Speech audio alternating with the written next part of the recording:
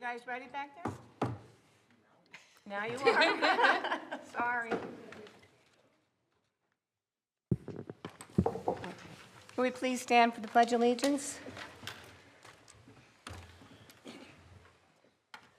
I pledge allegiance to the flag of the United States of America and to the republic for which it stands, one nation, under God, indivisible, with liberty and justice for all. Roll call, Ms. Allen. Yes. Ms. Alvarez? Here. Ms. DePayne? Here. Ms. Forrest? Here. Mr. Marzine? Here. Dr. Peck? Here. Mr. Pirro? Here. Ms. Ratner? Here. Ms. Sharma? She texted me she might be a little bit late. Okay. Mr. Tufano? Here. Mr. Zeichner? Here. We have a quorum. In accordance with the provisions of the New Jersey Open Public Meetings Law, the Monroe Township Board of Education has caused notice of this meeting to be published, and electronic notice provided by having the date, time, and place thereof posted March 11, 2026, at all schools on the district website, filed with the clerk of the municipality. Pursuant to S4 654, a public notice specifying where Board of Education meeting notices are posted can be found on mycentraljersey.com. Thank you, Ms. Allen. You're welcome. I guess I should announce that this was put in existence as of March 1st. Yes. So that's why, Ms. Allen, we don't have to post in newspapers or any kind of papers or anything like that. So that's the reason for the change. Thank you.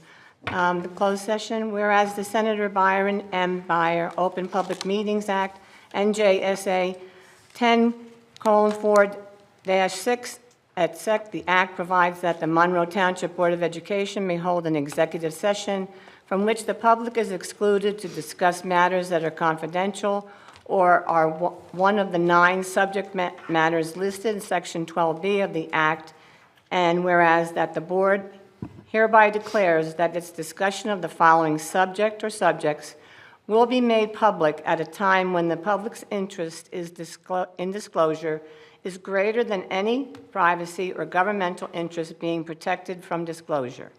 Now, therefore, be it resolved by the Monroe Township Board of Education that the board shall go into executive session to discuss the following items. Additional items may be determined and announced as needed. Item number 1, pending or anticipated litigation in matters covered by the attorney-client privilege, matters involving employees in terms of their employment contract, an HIB investigation involving students, and an HIB appeal. So we'll be going into closed session for about, we have a question? Okay. For about an hour, we'll be out by 7:15. Motion. Second. Second, thank you. All those in favor? Aye. No discussion? Okay, thank you. Okay, we're back on. We're on number 6, the approval of minutes. The Board of Education meeting, February 18, 2026. Is there any discussion? All those in favor?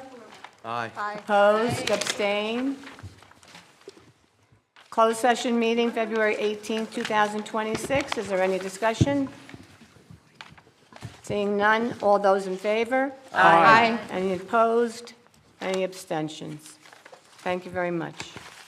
Now, our wonderful time of our meeting is our student reports. How are you guys tonight? Good, how are you? Good. Okay, today we're going to be opening with Mill Lake Elementary School. Mill Lake School's annual Kids Heart Challenge was an incredible success this year. Now in its 23rd year, this special event continues to inspire the students to learn about heart health while helping others. Thanks to the generosity and enthusiasm of the Mill Lake community, the students raised an outstanding $22,000, making this a record-setting year for the school. They also enjoyed a fantastic unified gym event in partnership with the high school collaborators.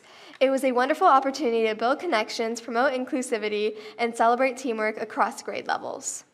Read Across America was truly a dream come true for the Mill Lakers. The fairy tale themed celebration was kicked off with their very own animated self-written story, Frederick the Falcon and the 4 Little Pigs of Mill Lake.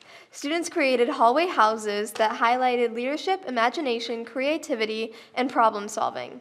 Throughout the week, we welcomed district and Board of Education members as guest readers, as well as former Woodland students who returned to share lessons with the classes. They were also grateful to the Jamesburg Elks Club for donating both their time and books to support the celebration. The week culminated in the beloved Night of Reading event, where over 350 attendees enjoyed activities such as wand reading, readers theater, fairy tale bingo, and hands-on building project inspired by their story. They concluded the celebration with a special author visit from Sue Fleece, bringing the community together through the joy of reading. They wrapped up the month with a festive St. Patrick's Day fun as students designed leprechaun traps, solved clues, and celebrated together.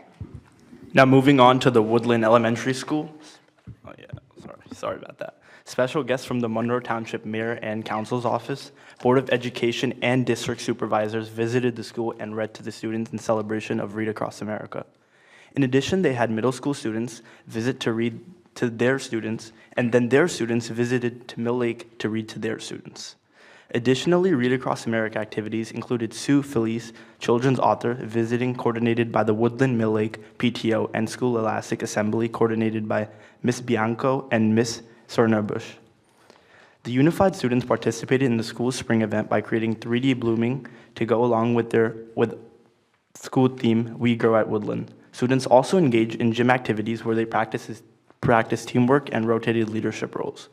They celebrated Wellness Week this month as well, where their committees collaborated with the leadership of food services to create activities and spirit days that promote wellness. Their committee and Mets Food Services provided a food tasting opportunity each day for the students and staff during Wellness Week, exposing the community to healthy options to support a healthy lifestyle. And now moving on to Barclay Brook Elementary School. Barclay Brook celebrated Read Across America Week in the beginning of March with a week of themed school spirit days. The week began with a school-wide reading train where all students joined in for school-wide DEAR, drop everything and read. And students wore clothes that represented different Dr. Seuss books throughout the week. During Read Across America Week, they were excited to welcome MTHS's NEHS students as guest readers in their classrooms. They thank every one of the wonderful MTHS students who came to visit them. Additionally, each class was scheduled for a battle of the books in the library where they had to answer questions about each of these stories. The students received points for each correct answer, and the battles were very close. Classes battled each other in a bracket-style competition. It was a fun week celebrating literacy. Barclay Brook School recognized and celebrated Developmental Disabilities Awareness Month in March. Students were invited to participate in a week of school spirit days beginning on March 19th, and it will continue through Monday, April 6th. Now moving on to the Brookside Elementary School. Parent and teacher conferences took place on February 18th and February 19th. They had a great turnout. Brookside also participated in the Middlesex County Replenish Food Drive where they collected almost 25 bins of food. They celebrated Read Across America Week. Students from the MTHS National Honor Society and guests from the Jamesburg Elks Club visited Brookside to read to the students. Also, their March Madness book tournament is coming to an end, where they are down to their final 2 books. They also had an author's visit on Monday, March 23rd. Elish Broach, who has written more than 20 books for young readers, visited Brookside and read to the students. And the PTA Book Fair takes place today and tomorrow. And now moving on to Oak Tree Elementary School. From March 2nd to the 6th, Oak Tree celebrated Read Across America with different theme days all week, and buddy reading took place between grades. The Jamesburg Elks and their own staff were guest readers. The week ended with their traditional school-wide reading training. Students took the oath of reading, and the entire school read together at the same time. On March 10th and the 18th, first and second grade students with their parents were invited to their STEAM lab events. They were able to explore all the different activities available in their STEAM lab, including coding, Autobots, and building materials of all kinds. On March 18th, One Book, One School happened. The principal read the same text to the entire student body throughout the day. Activities were planned for after each reading. One of the goals this year is developing executive function skills for their students, and each book chosen focuses on one of those elements for success. From March 23rd to the 27th, which is this week, was Mindfulness Week at Oak Tree. Students were able to participate in a Zootastic Zen Week, and where each day was a different animal-themed activity that focused on the mindful skills that we practice each day during their morning announcements and meetings. On March 27th, the month of March will end with their third grade students participating in their annual March Madness basketball tournament. Now moving on to Applegarth Elementary School. To celebrate reading, they had a book swap, a variety of guest readers from Read Across America, and a Battle of the Books competition. They had their annual mass reader competition. A variety of staff members dress in costume and share stories with the class. The students have to guess which staff member was the mass reader. Their club code showcase was held on March 2nd at the high school. The principal's book club members for March discussed Inside Out and Back Again on March 3rd. The students participated in a variety of marker space challenge days filled with a variety of different coding activities. Students are currently in a school-wide March Madness basketball tournament. The children research a college and make a multimedia presentation in physical education class, and then participate as their team in the basketball tournament in physical education. Applegarth celebrated Wellness Week, an annual celebration of physical and mental wellness. Wellness activities were done in classrooms, and students had a visit from the NJ Department of Agriculture, and METS partnered with them to hold an I Tried It activity, during which students got to sample healthy foods. An after-school yoga class was offered by Stephanie at Food Services as well. Their PTA book fair is being held on the 25th of March and the 26th of March, and a school store on March 10th, and a trivia night was held on March 20th. Their 5th grade students took their GO-GATS last week. And lastly, Applegarth continues to run an after-school chess club and are currently working with high school students who are participating in a public speaking program, and another group who is presenting scientific issues and having students debate on them. And now moving on to our middle school. They're excited to share that another Code Zero robotics team has qualified for the VEX State Championship on March 1st. Congratulations to Team Blue Pins, who earned their spot thanks to their elite ranking in driving skills. Now, both Team Anomaly and Team Blue Pins will represent our district at the state championship on Sunday, March 15th. On March 3rd, MTMS held its annual Honor Society induction. Dr. Lehman and all of our Honor Society parents were in attendance. Congratulations to the hardworking students. Monroe Township Middle School is proud to announce that under the coordination of physical education teacher Misty Drake and the rest of her department, the MTMS Hoops for Heart event could not have been as successful as it was without their dedicated professionals. The students, staff, and administrators helped in making this day a huge success, so the school thanks you. They raised an outstanding amount this year, totaling over $34,000, their highest amount ever raised, and this makes MTMS one of the top donors in the nation. They would like to share the good news that Nitya Tamaman was selected as one of the finalists for the National Spelling Bee. The prize money for the winner of this is $100,000. We would also like to share that Nitya has been selected as the youngest delegate in the 70-year history of the UN Commission on the Status of Women. She visited the UN during the week of March 9th and met all of the world leaders. On March 18th, MTMS held its quarterly Student of the Month breakfast, celebrating the winners of December, January, and February. Parents and staff joined them as they celebrated the students. Now moving on to the Monroe Township High School. This month, hundreds of students at MTHS were invited to participate in the state conferences for both DECA and Future Business Leaders of America. From these students, numerous teams and individuals had advanced to both the international and national level to represent Monroe Township High School. Respectively, MTHS is extremely proud of all participants and advances, wishing them the best of luck. The National English Honor Society, led under the guidance of Mrs. DeMarco, spent time reading to the students of Brookside and Barclay Brook Elementary Schools for their Read Across America. All of the students participating love their experiences and look forward to similar opportunities. Mrs. Jen Solomon was named the Future Business Leader of America Outstanding Local Chapter Advisor of the Year at the state competition. Dakota Benatti qualified and competed in the USA Shooting Junior Olympics in Colorado Springs. Additionally, Tristan Muniz was recognized for receiving all conference honors in ice hockey.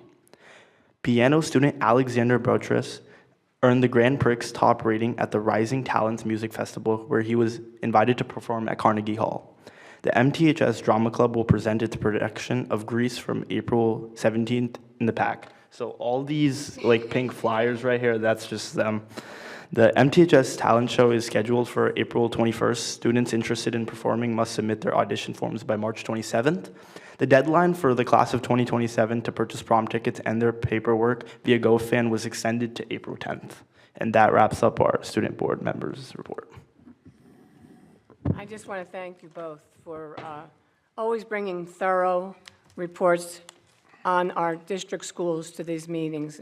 It's really very in-depth and informational to all of us. So thank you both very much. Thank you. Thank you.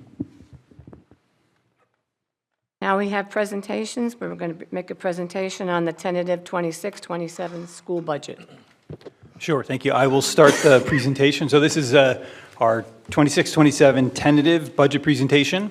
I just want to start with a thank you to all of the key players that were involved in developing the budget. It starts with our administrators, all the teachers that put in their requests, funnels its way up through central office, and the board as well for your support.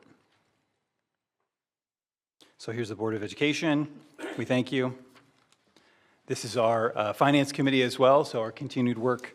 I know we've had discussions throughout the year regarding healthcare costs and our concerns surrounding that, and we'll touch on that a little bit later. Our mission and vision, as always, you know, the mission for the district is to collaborate with members of the community to ensure that all children receive the exemplary education and by well-trained, committed staff in a safe and orderly environment. So here's some key budget timelines. We started the process, as we always do, in the fall. Specifically, in November this year, we brought the teams together to do some preliminary budget discussions. We had planned out curriculum that needed to be addressed, big purchases that we potentially would consider in the budget. We start with that process and we go through defense rounds. We received our state aid numbers on March 12th. That was a delayed release relating to the appointment of a new governor and her adjusted state of the state address in terms of releasing the school state aid. It brings us to today, the 25th, where we're going to do our preliminary budget. We had an opportunity earlier this week to meet in small groups, non-quorum small groups with board members to share preliminary budget information. And we look forward to April 27th, the official budget hearing and approval of a budget for us for next year. So some key budgetary considerations, and I'm going to spend a little time in this slide and dig a little deeper than what's up here. The first consideration we had, or one of the considerations, this isn't in priority order, these are just examples of what we were considering, was to integrate a full-day kindergarten program. Each year we look at New Jersey student learning standards. We want to maintain our updated resources, updated documents, make sure our students are learning what they're required to be learning as determined by the Department of Education. We had a focus on maintaining all of our programs this year. That was a tremendous focus, as well as an eye on our student-teacher ratio. That's another thing we manage each year, and we do that annually by assessing potential sections in terms of growth and or decline. And then another focus this year, and it's continuing for many years, is our aging facilities. And we've discussed for some time about the ESIP program, and you'll see this year in the budget we're making a continued focus on addressing our aging facilities. One thing I want to dig a little deeper in is the kindergarten program. So as I mentioned in the curriculum committee meeting, and I've mentioned along the way, we have been going through the budgetary process, embedding the full-day kindergarten process in there. And we sit here today with it embedded in the budget. So some of the questions were, how much does it exactly cost? And as we know, we have a half-day kindergarten program. So what I'm going to share with you next are the increased expenses directly related to expanding it to a full-day program. So I'm proud to share that we do not have any additional full-time equivalent expenses for FTEs in terms of teachers. And that's a reflection of our enrollment. So our enrollment has declined. We're nearly 300 students lower across the district than we were this time last year, and we've seen that in our state aid, and Ms. Allen will speak to that as she gets into her part of the presentation. Where that hurts us in terms of consistent state aid, as it's paid out per pupil, that does help us in terms of regaining space in buildings, as well as being able to reallocate and reassign staffing. And that's what we will end up doing to support the full-day kindergarten program. We do not need to add a new full-time equivalent teacher that doesn't exist in our budget this year, the current school year, for next year. And as we projected 4 or 5 years ago, that was one of the most significant costs. And what we didn't see was where we are today, nearly 300 students down just over last year, close to 500 students down in the past couple of years. So that is something that, a major hurdle in addition to space that we had to get over. Here are some expenses that we will incur, and I'll share where they're embedded. So for next year, we have approximately $46,000 that we're allocating towards additional teacher guides, additional student work texts, and textbooks. So that is embedded in our normal textbook adoption process. We have a consistent number that we keep in the budget. Again, when we talk about budgeting, it's a consistent year-over-year piece where one year we do math, the next year we do language arts, then we do a science adoption. So those textbook costs relative to kindergarten are embedded in our textbook adoption process this year. That's $46,000. In terms of classroom supplies, that's $28,000, and that includes not just supplies, but if there's an additional chair that they need, smaller chairs, if there's some additional tables, but also classroom supplies like rugs, easels, and things like that. So that's $28,000 to support the new sections that we're bringing out. And then the last piece is the non-certificated staffing. So that's the paraprofessional staff. So we'll have more students eating lunch at the same time, so we need more supervision and more support in the classrooms. And that is budgeted for $66,000. And that would cover the paraprofessional costs associated with, again, lunch coverage and any support in the classrooms. Another piece that we went through the budgeting process with was transportation. And we will be realizing savings with transportation because we're not running 2 extra runs in the middle of the day, the dropping off of the morning kindergarten and the picking up of the afternoon kindergarten. So when we simulated that out in the transportation department, we are realizing a savings. And that savings is very similar, almost exactly the same, projected to be what we would potentially lose in terms of a revenue loss from the elimination of ECE. So if we have full day K, we no longer need our extended wraparound kindergarten program. And last year, our audited number, which we presented a month or 2 ago, was $140,000. That's how much we transferred over from the ECE fund into our general fund. And the transportation savings align almost exactly to that. So I know there was some discussion about if we eliminate ECE, how much of a hit are we going to take? Again, you asked us that question 5 years ago. You asked us that question pre-COVID. We're talking $500,000, $600,000, much, much larger numbers. It has consistently decreased, and last year specifically was $140,000. And those are the numbers in terms of what it looks like additional costs from what we are already paying to operate a kindergarten program. Again, what does it look like in terms of class sizes? And we talked a little bit about programming and things in the curriculum meeting. Our class sizes are projected to be at 20 students in kindergarten. Our class sizes in first grade next year are projected to be at 20 students. Our class sizes in second grade are projected to be at 21 students. Our class sizes in third grade are projected to be at 22, fourth grade 23, and fifth grade 24. Now, there will be some fluctuation based on special programs that are assigned, and you see a variance, a range in every building.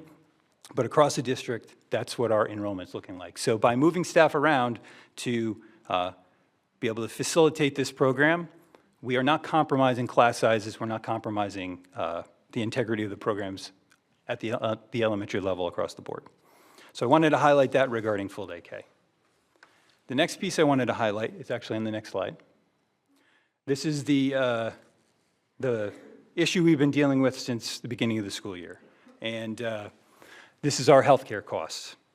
So what we have up here are a few different sections of this slide. The top section shows the change between the 23-24 school year and the 26-27 school year in terms of premium cost for medical and prescription. So we went from $24,600,000 to $39,300,000. The line below that says total cost and followed by the years is the annual breakdown as we make our way towards that $39 million number. So we started $24,600,000, we go to 26.2, 30,500,000, and 39.3. That is the growth, about 60% growth since 23-24. And what we decided to do to show you an example of a plan in our healthcare plan is pick out a single and a family. This is our Direct 10 and our Direct 15 plan, and show you the actual annual cost per plan. And this is, again, premiums for healthcare and prescription. Take you from 23-24 all the way to 26-27. As a family, in 23-24, the cost of that premium was $44,706. 24-25, we're at $54,700. 25-26, we're at $73,500, and projected to be at $84,900 for next year in these, for these plans. Now, there are other plans. These plans are for employees that were hired pre-2020. Anyone hired after 2020 will be in the New Jersey State Educators Health Plan. Those plans have a lower premium, but growth is certainly similar to this. We just wanted to give you one example of one of our plans. We have employees currently in these plans. They had two opportunities this year to switch plans. If you are in the New Jersey State Educator Health Plan and you were hired past or since 2020, you could not choose this plan. You can only stay in the plan you're in. But if you're already in this plan and you wanted to go down to the lower premium plan, you could do that, and we certainly had many staff members choose to do so. And getting into the healthcare discussion, there are pros and cons for both, but we just wanted to show you an example of, what we were looking at in terms of healthcare, and this really demonstrates the crisis that we have. And this is not a Monroe Township crisis specifically. This is across districts in the state. This is across private employers. This is across the entire country. So this is what it looks like here in your community. This is what it looks like in your school district. Okay, so I'm going to turn this over to Ms. Allen. Okay, so first and foremost, the budget process takes many months to complete with a great deal of teamwork. So I want to thank everyone involved in this process. A very special thanks to Ms. Vasnifa Rupa and Ms. Nancy Tagliaferro for their tremendous help along with the support of the entire business office. The supervisors, principals, and directors spend an incredible amount of time and effort to make this budget work while maintaining the high standards of this district. And thank you to the board for your support. I know we normally do this at the end, but I think it's important to do this at the beginning. So moving on, I want to mention that the school budget includes the general fund, the special revenue fund, and the debt service fund as per NJDOE budget guidelines. So enterprise funds and capital project funds are not considered budgetary funds and accordingly are not included as per the DOE. So the general fund includes our operating fund for current expenses as well as capital outlay, and both which are supported by current revenues. The special revenue fund is where we account for specific revenue sources that are legally restricted to expenditures for specified purposes, and included here would be our federal and state grants. The debt service fund accounts for the resources for in the payment of long-term principal and interest on prior bond referendums which were voter approved. Revenue sources are the debt service portion of the tax levy and the state aid. So where does the money come from? So the local tax levy represents 85% of our total revenue and includes both the general fund and the debt service tax levy. State aid is our second largest source of revenue at a modest 7% and includes general and debt service fund. Fund balance represents 3%. 2% is derived from tuition revenue, which includes tuition from both Jamesburg and our enrichment programs. Federal aid, miscellaneous revenue, transfer from other funds, and transportation fees represent 1% of total revenues. So the next slide shows the general fund tax levy for 26-27. So we are allowed to grow our general fund tax levy by 2% each year, plus any allowable adjustments. It's important to note that the 2% increase applies to the tax levy only and not the entire budget. The 25-26 general fund tax levy, inflated by 2%, is $127.6 million. There is an allowable adjustment to our general fund tax levy for the increase in health care costs of $7.9 million. The health care adjustment, which is automatically calculated in the DOE budget software, applies to districts with a projected increase in health care costs that exceed 2% in the pre-budget year. So the DOE calculated allowable adjustment cannot exceed the average percentage increase of the state health benefit plan, as determined annually by the Division of Pensions and Benefits, which is 29.9% for 26-27. The state health benefit premium increase for 26 is 31.9%. So the increase above 2% up to 29.9% results in an adjustment for health care costs. So the total general fund tax levy cap with health care adjustment is $135.6 million. And as Dr. Lehman had mentioned, healthcare has become a major budgeting concern for everyone. The increase in the state plan raised for 2026, along with the projected increases for the next several years, are simply unsustainable. So the next slide shows the general fund state aid award comparison between the 2 years. So we received our 26-27 state aid award on March 12th, totaling $11.9 million, as compared to the prior year of $12.3 million. So this reflects a 3% reduction in our categorical aid, amounting to $369,000.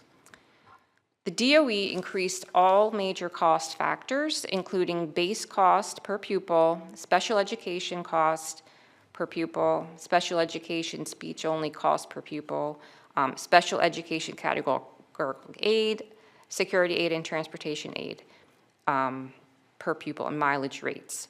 So why was there a decrease in our state aid? Strictly because of our declining enrollment. Had our enrollment remained the same as the prior year, using the increased DOE rates, we would have seen an increase in our state aid of $461,000 instead of a $369,000 decrease, and that is a swing of $830,000. It's important to note that our decrease was capped at 3%. Had it not been, we would have seen an additional decrease of $19,000. So just to do a quick overview of this. So transportation aid decreased by $329,000 to $3.8 million. This calculation is based on actual number of transported students as reported on the DRTRS, which shows a decrease from the prior year. So as I mentioned, the cost coefficients for the per pupil base amount and mileage amounts used in the state formulas increased 3.58%. So transportation aid is comprised of 2 calculations. Basically, one is for regular education and one is for special education.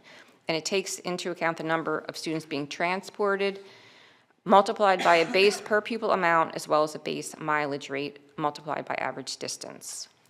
Security aid increased by $20,000 to $985,000. Security aid is based on projected enrollment as calculated by the DOE multiplied by a per pupil amount. There is an additional amount added for low income enrollment, which is actually the only component of state aid where we saw an increase amounting to $40,000. Special education aid, our largest amount, which is based on projected enrollment, decreased by $60,000. It's important to note that while our total special education population may show a decline, our out-of-district students remain steady. The equalization aid formula has changed to a 3-year average but does not apply to us.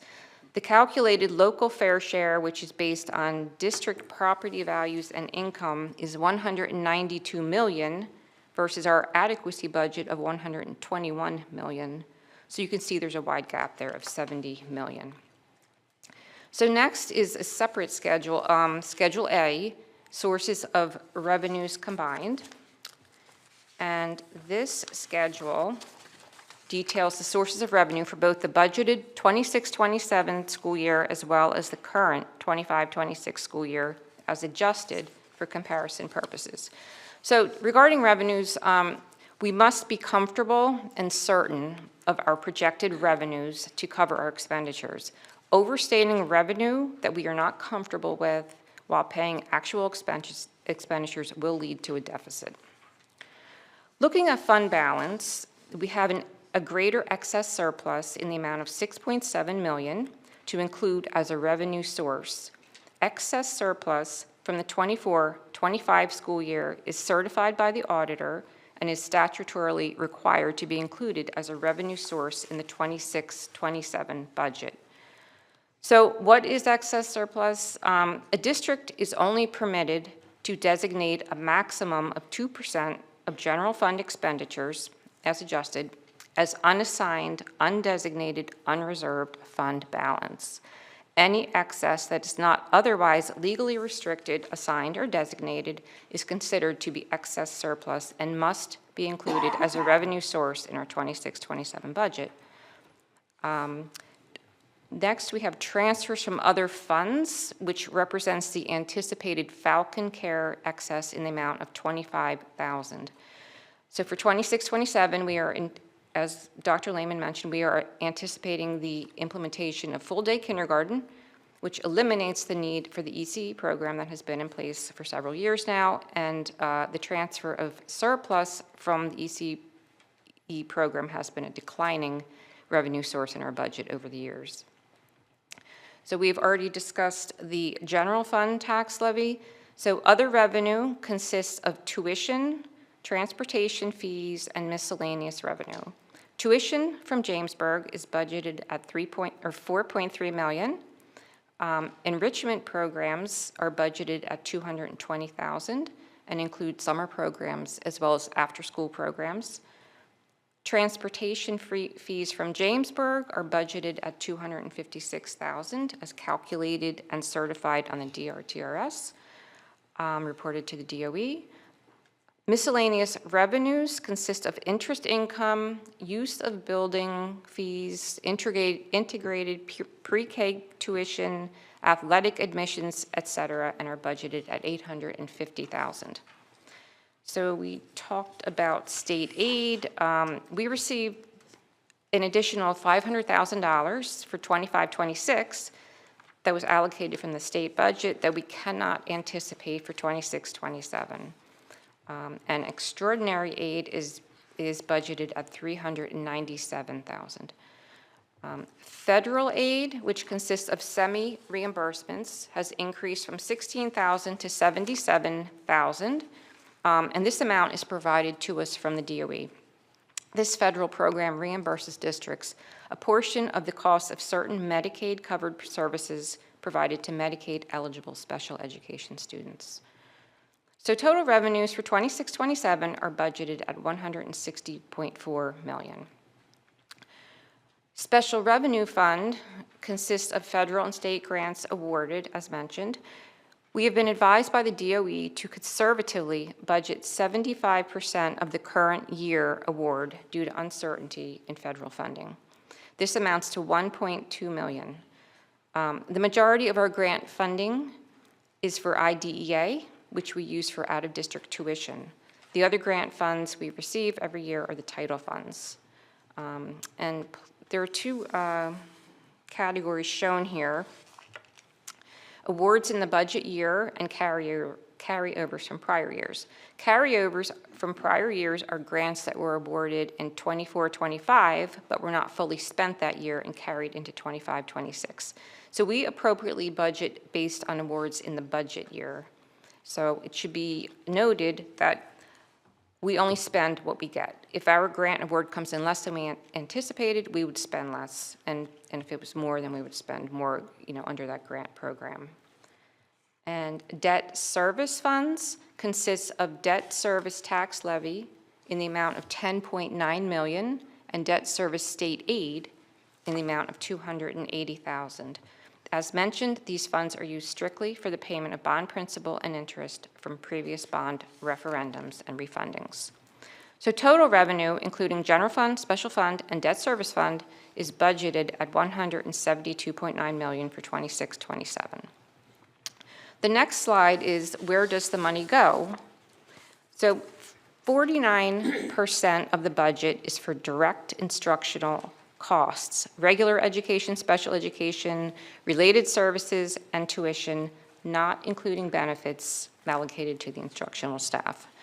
Benefits for all staff are shown separately and amount to 25% of the budget. Benefits include dental, health, vision insurance, PERS employer pension contributions, Social Security contributions, workers' compensation insurance, tuition reimbursements, opt-out payments, sick payments, payouts, etc. 8% of our budget goes to facilities, which includes required maintenance for school facilities, custodial services, care and upkeep of grounds, and security. Debt service at 7% represents the payment of principal and interest on our bonds. And transportation costs represent 6%, etc. Next is Schedule B, which is a separate handout, which shows the comparison of appropriations. And I'll just run through some of the highlights. Under the regular programs instruction, you'll see other salaries for instruction have increased 21%, and that is really due to the full-day kindergarten, the extra hours that they would be spending in the classroom, the paraprofessionals. Another other purchase services under 3 lines under that is increasing by 14%. That includes district technology license fees and software, the iPad lease payment, which this year, current year, included the first of 4 payments, 4-year payments offset by the sale of the old iPads. The lease purchase payments for instructional equipment are here and includes textbooks, furniture, instruments, technology equipment, copiers, library books, etc. Also, the difference between this year and last year, or for the next year, is the trailer rental for half the year, which was included in this budget in this year and is eliminated for next year, as well as the trailer removal fee, which is a one-time expense for 25-26. So the next section, special education instruction, which is driven by student needs. At this time, we are reviewing some programs, and you'll see that under the preschool disability section, we are reviewing programs, and we may be able to consolidate based on enrollment. So that's why you see that big change there. There's an increase of 133% under autism general supplies, and that is because we are looking at a new classroom possibly for autism. Most of these other line items are pretty consistent. They haven't changed too much. Some of the other ones. So summer enrichment and after-school enrichment, we're just basically budgeting on what the revenue we have received for this year. And these are like self-sustaining programs, so if we do receive more revenue, that would be spent on those programs. Tuition has increased almost 7% out of district tuition. That's a big chunk. And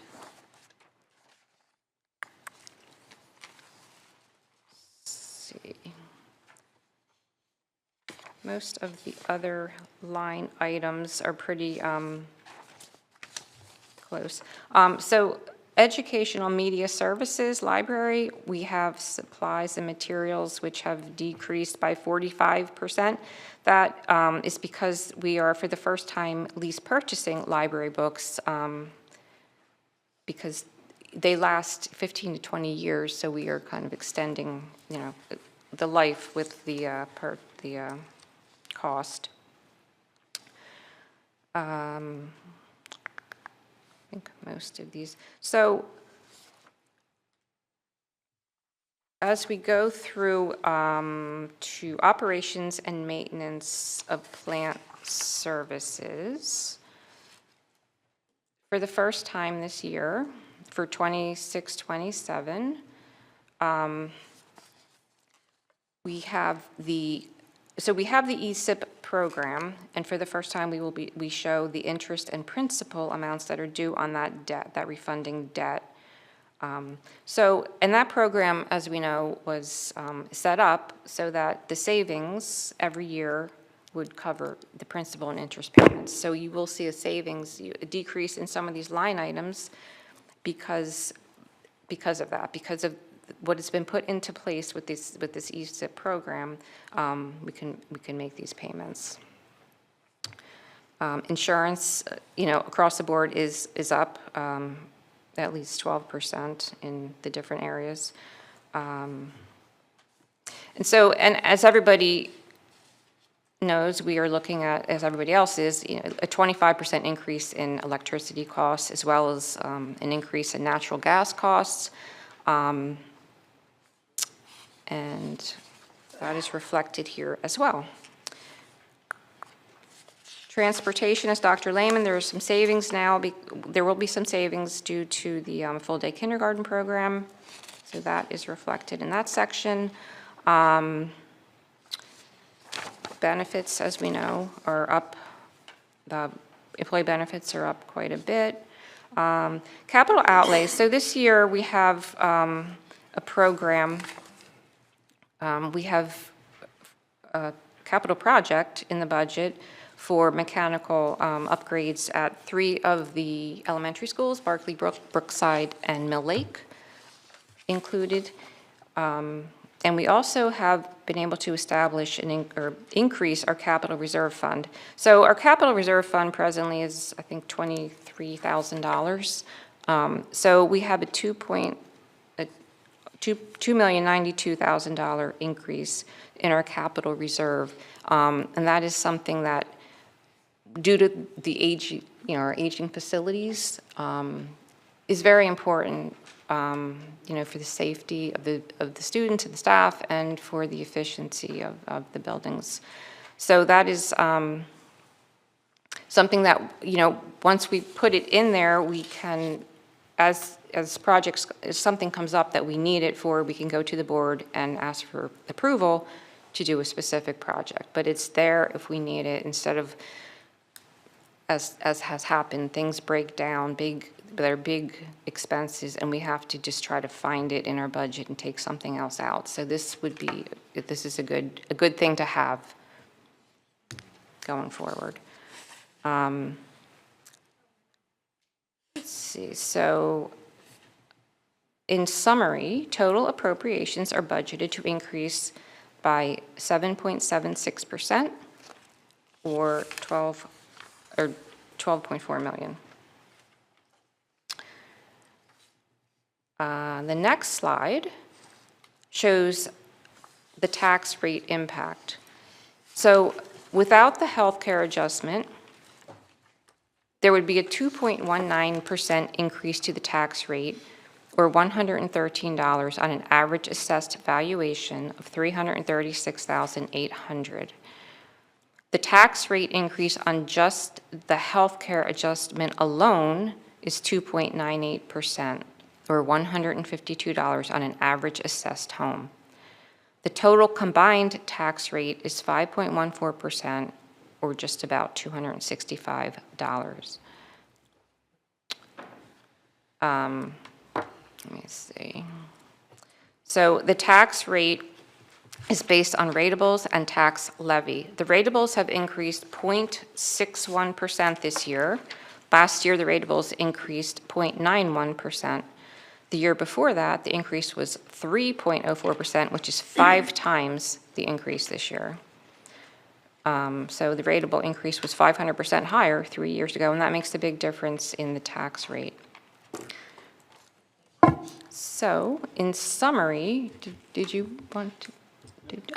Okay. We are proposing a budget that maintains all existing programs with no staff cuts and provides for the implementation of full-day kindergarten and includes an increase to our capital reserve fund, as well as a project to upgrade the mechanical systems at Barclay Brook, Brookside, and Mill Lake. It includes 3 new school buses, technology equipment, classroom furniture, textbooks, a maintenance vehicle, etc. All contractual salary and benefit obligations, the safety of students and staff. We're maintaining current programs, instructional resources, our staff development, our professional development. We're meeting all state and federal special education requirements, and all student transportation, including courtesy busing and athletics. And we are increasing our capital reserve and establishing full-day kindergarten. So, again, thank you to all who contributed to developing this budget. Thank you, Ms. Allen. You're welcome. Okay. Ms. Allen, I want to thank you and your whole staff. Oh, thank you. The board members must realize how much work that they have done to keep us at these wonderful numbers. So thank you very much for all your time and effort. Thank you. Next, we have committee reports on this. Thank you. No? Questions and comments? You could do questions on the budget now. She's going to do the resolution in Oh, her. okay. Any questions and comments on the budget that was just presented? On the board members, yes. Ms. Ratner? Yeah, so thank you to both of you for all of your hard work and to everyone else, as has been said. Very excited about full-day kindergarten. It's been something I've wanting even before I was a board member, so definitely excited to see it to come to fruition. I wanted to thank our ECE staff members because they did work hard for several years to create a program that many of our students, including my 3 kids, had the opportunity to enjoy. One thing I wanted to ask about the state aid calculation, and I don't know if this is something you may have the answer to, is just, from what I recall, because we have had half-day full kindergarten, the students are only weighed as 0.5. Mm-hmm.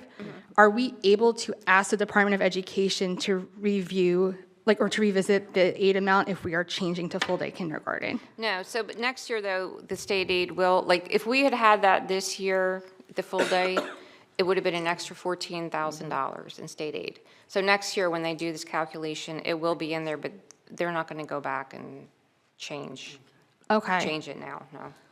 Okay. And then the Jamesburg tuition, don't hit me, Amanda. I know for several years we had the agreement as a result from the court decision that came, and I don't have the decision, but I believe that we were close to finishing it or we finished it. Yes.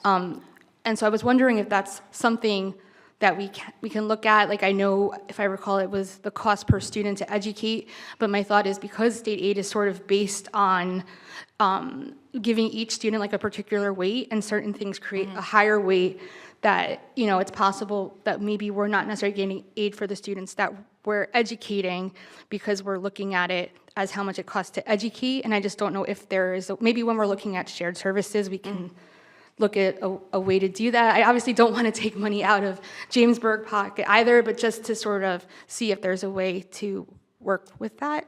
Okay.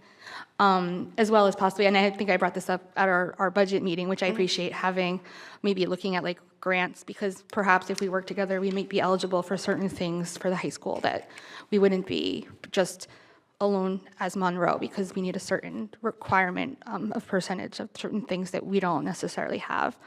And then I just, looking at the Schedule B, one of the ones I had was preschool, and then you said that, so I crossed it off.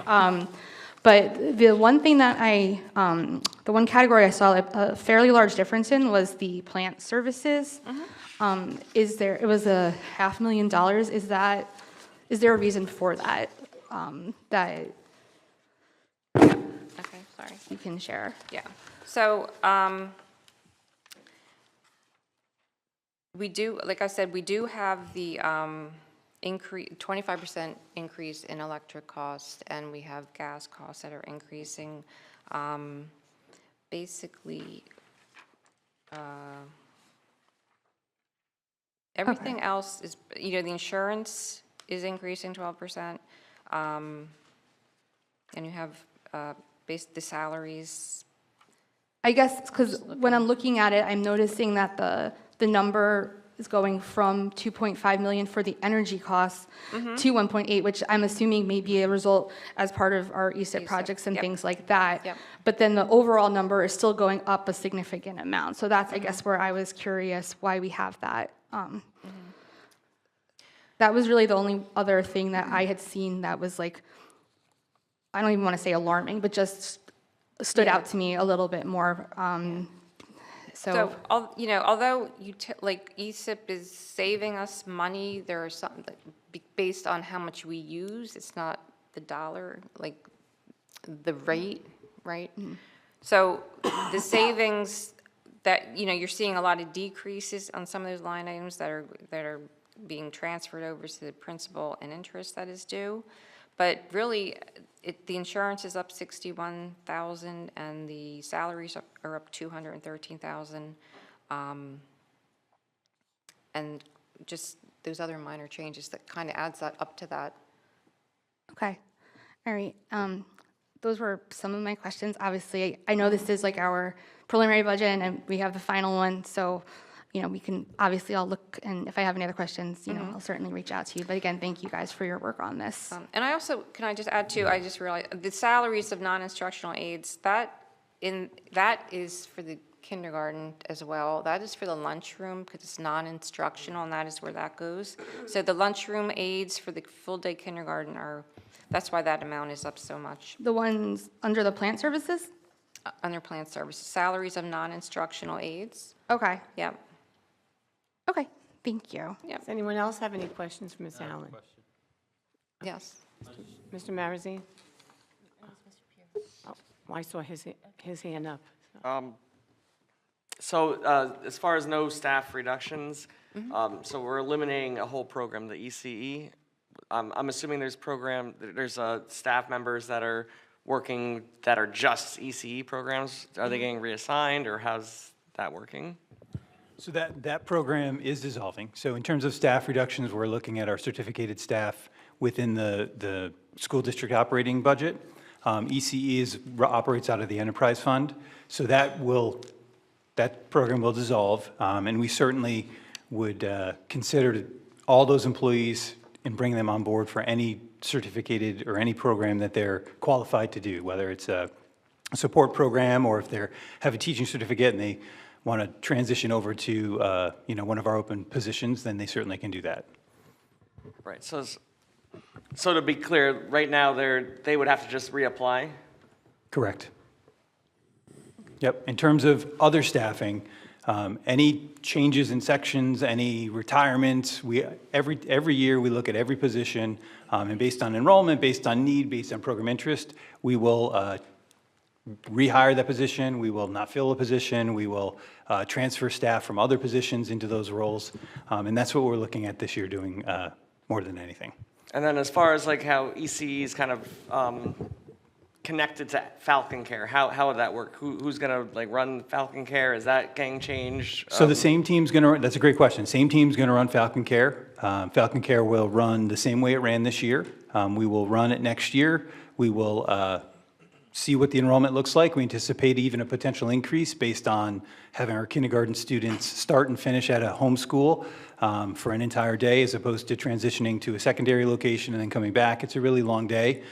So we're hoping to even potentially grow that program.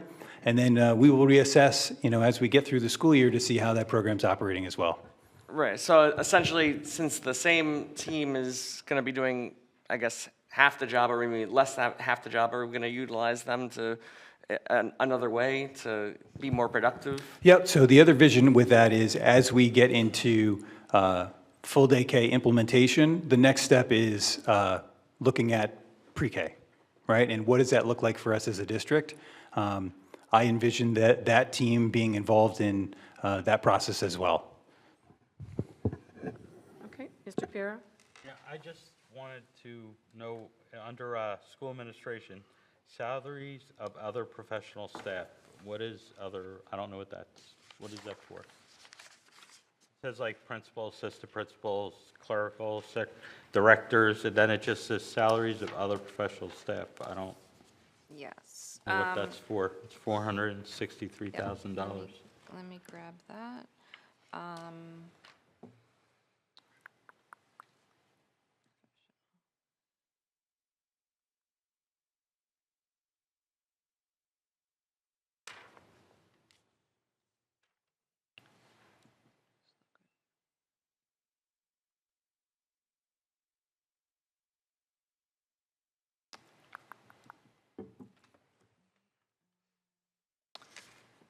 Sorry.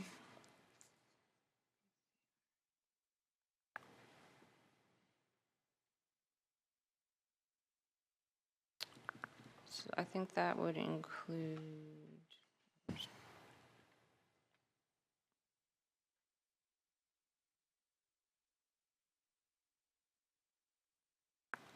okay, so that would include the director of athletics, the director of counseling, and the director of pupil personnel. So they're not under the directors with program, that's different? No, this is where they go under the chart of accounts. Okay, Yep. thank you. Okay, anyone else have any questions? I just wanted to say, I appreciate the fact that we're staying under the 2% cap, and I want the public to understand that the increase is directly related to healthcare costs. People just need to understand that we're maintaining all the same programming that we have this year, and the increase is, like I said, directly related to healthcare. Thank you. Any other questions? I just wanted to make a comment. Chris? I know there's a lot of districts we've been hearing about in the news that have had to close schools, have had to increase their tax rate even higher than what we're looking at or projecting. And I'm glad that we're able to maintain all our programs, and I thank you for all your hard work. Now, I'm sure there's some members or some people in the public who say, wow, 5.14, that's, the most ever. If we were to maintain it at a level that we're used to, what would that look like? How many staff would we lose, or how many would class sizes change if we were to try to maintain it at prior levels of increases? What would that look like?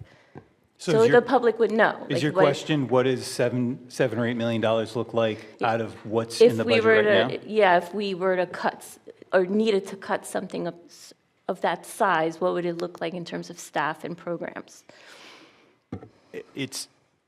I would say it's dangerous to just throw numbers out there. Yeah. I would say, looking at a staffing connection with $7 or $8 million, you're probably 80, 90 staff members, assorted administration and teachers. If you're looking at $8 million, I could tell you the regular operating annual expenses from all the elementary schools, the middle school, and the high school don't even come close to that in terms of athletics and things like that. So that digs deep, very, very deep. And $8 million would be tearing the district apart. You wouldn't recognize it after it was gone. Again, that's off the cuff. That is just, there's rough numbers and, but that would not be a situation that I don't think anyone in this community would want to put ourselves in. It would be devastating. We wouldn't recognize it. I think the biggest takeaway, and I'll go off script, the biggest takeaway from this budget is the healthcare costs are out of control. And that's not a Monroe issue. It is a Monroe issue because it's sitting in front of us right now. but that is a systemic issue that we hear about. And when we speak to advocacy, we speak to making a change that makes a difference, a tangible, large difference, whether it's a tax rate, whether it's a private employer and how much they're contributing to their health plan and their employees are contributing to their health plan, there's a ripple effect that getting healthcare under control would feed through our entire community, would feed through our entire state. That would be much appreciated. And the solution for that, we can stand up and we can show the impact it has on our community. We can stand up and communicate the challenges we have. But the change makers are not the ones that are sitting in this room that are making those legislative decisions or making those adjustments, but we can grab their ear and we can talk to them about what this has in terms of an impact. Yeah. Mr. Tufano? Well, I'd like to really, I mean, of course, healthcare increase is a huge problem, but the bigger problem is our state funding.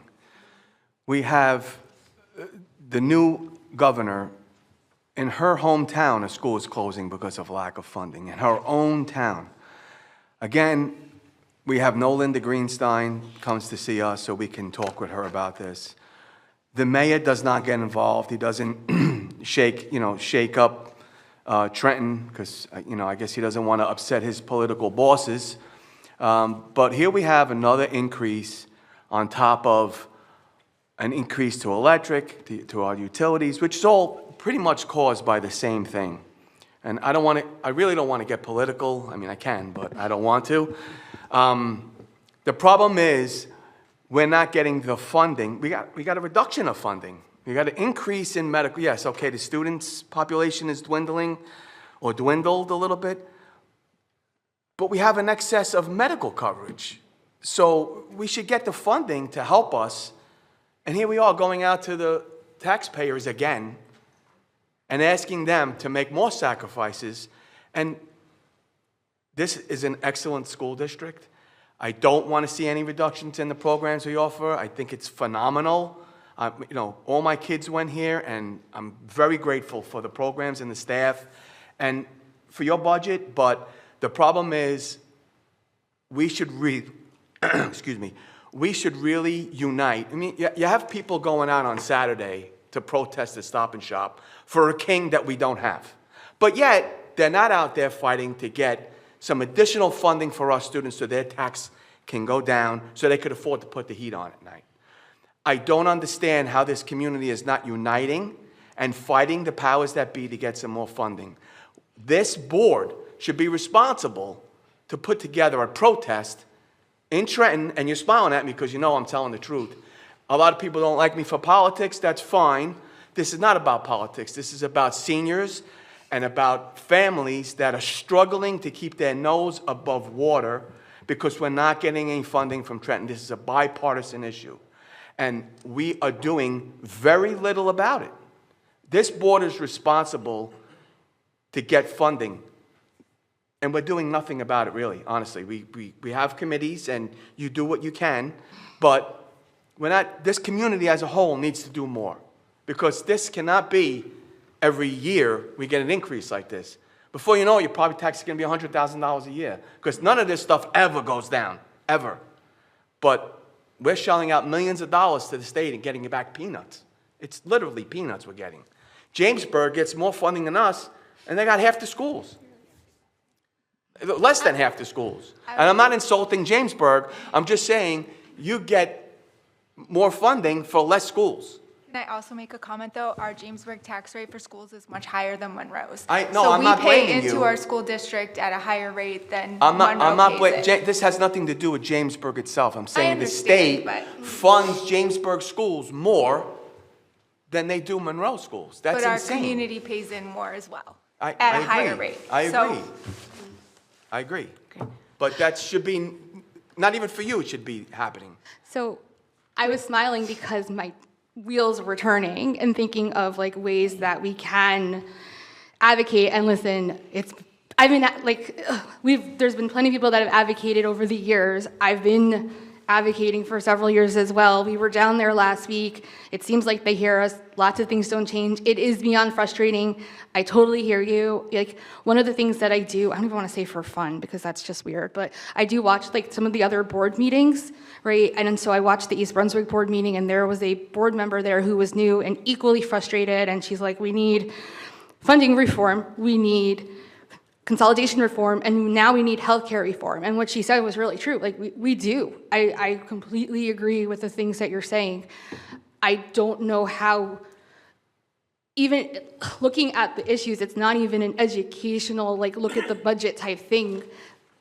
I'm flabbergasted with what we have to deal with, and I think that the way that the schools in New Jersey are funded needs to change. I'm hoping now, maybe for false hope or empty hope, I guess, but we've got a new commissioner who sort of comes from a different area. We have a new chief of staff who's, I learned, lived in East Brunswick, and his parents lived in Rossmore and was aware of, I don't think they're there anymore, but they were aware of the situation in Monroe, which is more than we've had. I think if we can unite, because a lot of times we're divided, this is something I think everyone can get behind, like taxes are too high, we need more funding, that would be great. I would be happy to try to figure out a way to do that, and anybody who would like to do it, that's all listen, we can only do so much. I understand that you're working very hard. I appreciate it. But I've been on this board for many years, and I hear the same stuff every single year. We're not doing enough. Whatever we're doing is not enough. And it's not that we're not doing enough. Our elected officials are not doing enough. Our senators are not doing enough. Nobody's doing enough because nobody puts their feet to the fire. Greenstein should be sitting right there so that these people that are sitting behind her could ask why we're having to spend all this money and not getting any funding. We as a board should be able to interrogate her and say, why aren't you fighting for us to get more money? She's never, in all the years I'm here, ever been at a board meeting, ever. The mayor has never once sat out there in the audience to listen to any of this. Okay, the only council member that ever shows up here, ever, is Charlie DePiero. He's the only one that shows up here. The rest of the council, you won't see them drive even past this school. They make the left before they have to get to the council meeting. It's just insane. We need our elected officials and our senators and our congresspeople to help us. We need help, and everybody's ignoring us. And we're not being loud enough. We're not. Maybe we're all trying to be civil. We're not trying to upset the dragon, but the dragon's dragging us into the ground. We have to make more waves. We have to. Everything you say is true. But I think, Ms. Ratner, why don't you tell everybody what you're doing with the Citizens Advisory Committee and the letter writing and the advocacy that we're trying to do to help this district? Do you think that would be a small part of it? Right, so really more with LACE now, because we're doing Portrait of a Graduate, which I'll discuss later, but we are writing the letters, to your point, which we discussed last month. We need to start doing more one-on-ones. Right. Listen, I agree, like if our elected officials aren't aware of our problems by now, I don't really know what to do, right? I'm pretty sure we've made it very apparent what we're dealing with. I think one thing, and again, it's not going to make a huge difference in what we're dealing with, right? When we went down there last week, I brought up the senior stabilization aid, which, there was someone there whose district is very affected by it, and he knew the issues with it. And so that's something that could help us, but even then, we get an extra $500 per student. That's not making the dent to bring us down the amount that we need, right? There's so many things. Could we take a closer look at our budget, try to find ways to save here and there? Sure. It's frustrating. I really do get it. And it's not our school administration. It hasn't been our school administration, right? It's an issue that we're going to need to come up with a solution. We could make that noise, and I think having a rally down there and getting Monroe residents, maybe we can get someone to sponsor the bus. I know we've discussed that before, or just having a group of cars drive down there, I think is a fantastic idea. We can definitely look into doing that. Or maybe working with other districts that are dealing with the same, because this is all over. And eventually, if the whole state's revolting, something has to change. So I definitely, I hear you, I wish I could fix it, I really do. I just don't know what else to do as a board member. I think we all feel that way. I mean, since 2008, that state funding formula has been present. So we've been suffering since 2008, which is not right. And I was reading some articles about different districts and how people were saying, well, just make it the same amount across the board for the state. Don't give certain districts, because of certain situations that somebody mentioned to me, where she campaigned. Maybe they got a little bit more. Yeah, maybe they got a little bit more.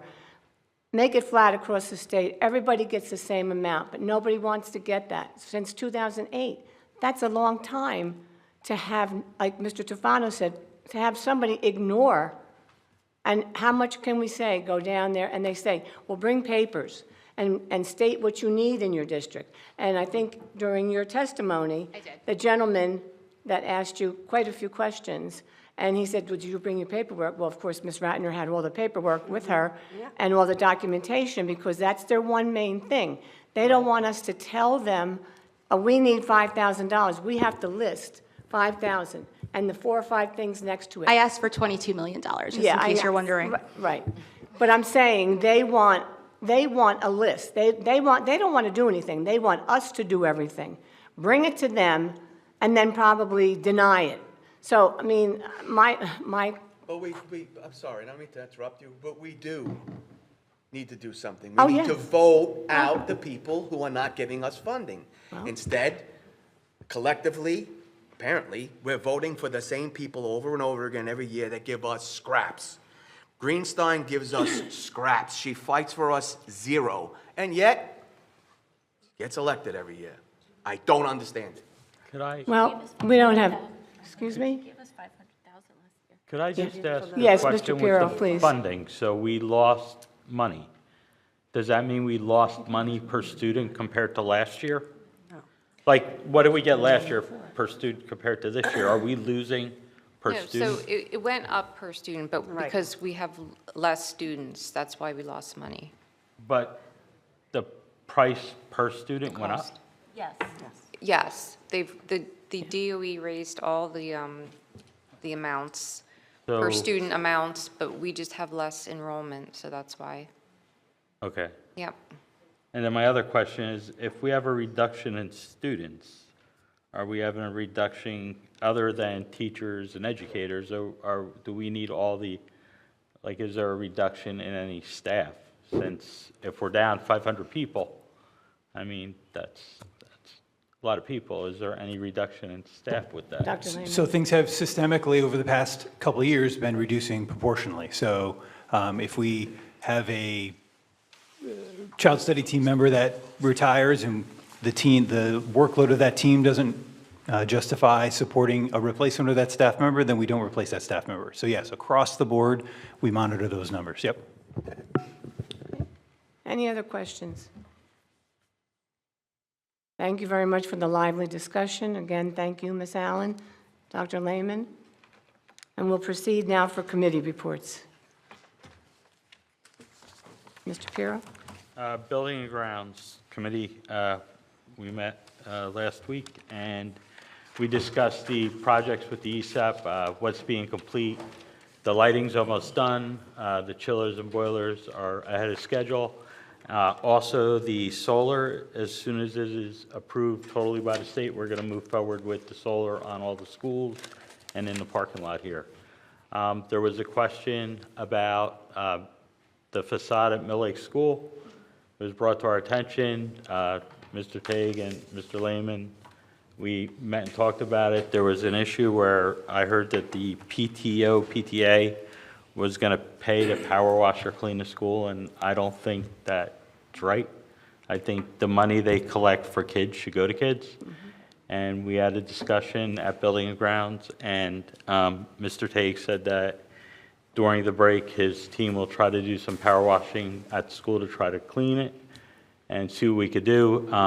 The part that's discolored, it's not mold, he said, it's just discolored, it's oxidation in the metal. Those pieces were going to be removed if we did the roof, but last year we took the roof out of the budget. So we're going to do our best to try to make it look better and see where it goes after they do this, and then we'll revisit it if there's no changes. Transportation is still working on the bus app for students. They moved it to the middle school, and they're working now with that, and we're going to get a report next month on how the bus app's working. Does anybody have any questions for Mr. Pierre? Yes. I wanted to thank you for bringing up the Mill Lake issue and that it's getting addressed. I guess, do we have a schedule? I know we have a schedule of maintenance of a lot of things from terms of our facilities. Do we have a schedule of the maintenance of the exteriors of our facilities, similar to what we would have for HVAC or things like that, where I believe we have like a schedule to address those? I think they're addressed as they come up. Mr. Tague notified us that they did attempt cleaning in the past, and it was not very effective just because of the type of equipment we have. We have residential style power washers and things. They're going to try a new technique. They're going to try a different way to do it. Again, if it's not effective, we will pivot and take another look at potential other options to spruce it up a little bit. But the core of the issue here is, that roof is imminent. It will be done sooner than later, and to really dig into that project for tens of thousands of dollars for an entire exterior, upgrade, it's something that will be addressed when the roof is done. So the goal is to beautify it, clean it. We can take a look at, even if we need to, do some touch-up paint or something like that, and then hold it down until we do the roof there. Committee reports, Ms. Ratner? I have 3. I'll make them fast. So the policy committee met on March 16th. Board of Education members present were myself, Ms. Forrest, Mr. Marazine, and Ms. DePayne. The district administration was represented by Dr. Lehman. Our policy meeting was again primarily dictated by the policy wellness check that's provided by Strauss Esme. This month we covered the 3,000, which covers teaching staff, and the 4,000, which is support staff. There are multiple policies on the agenda for first and second read. Most of the ones under first read are very small changes, such as a policy name change. There is one new policy which we learned that we did not have, which is P4438, which is for jury duty. Which is the way that we handle if somebody has jury duty, what we provide or ask them to provide. There's also 2 policies on the agenda to be abolished, which are R3223.1 and R3223.2. The evaluation of tenured and non-tenured administrators. These are now covered by another policy. Was that all for policy? Yes. Any questions for Ms. Ratner? Okay. I'll keep going. All right, next is the Citizens Advisory Committee. I'm really excited to share that our Citizens Advisory Committee finally reconvened after a few months off.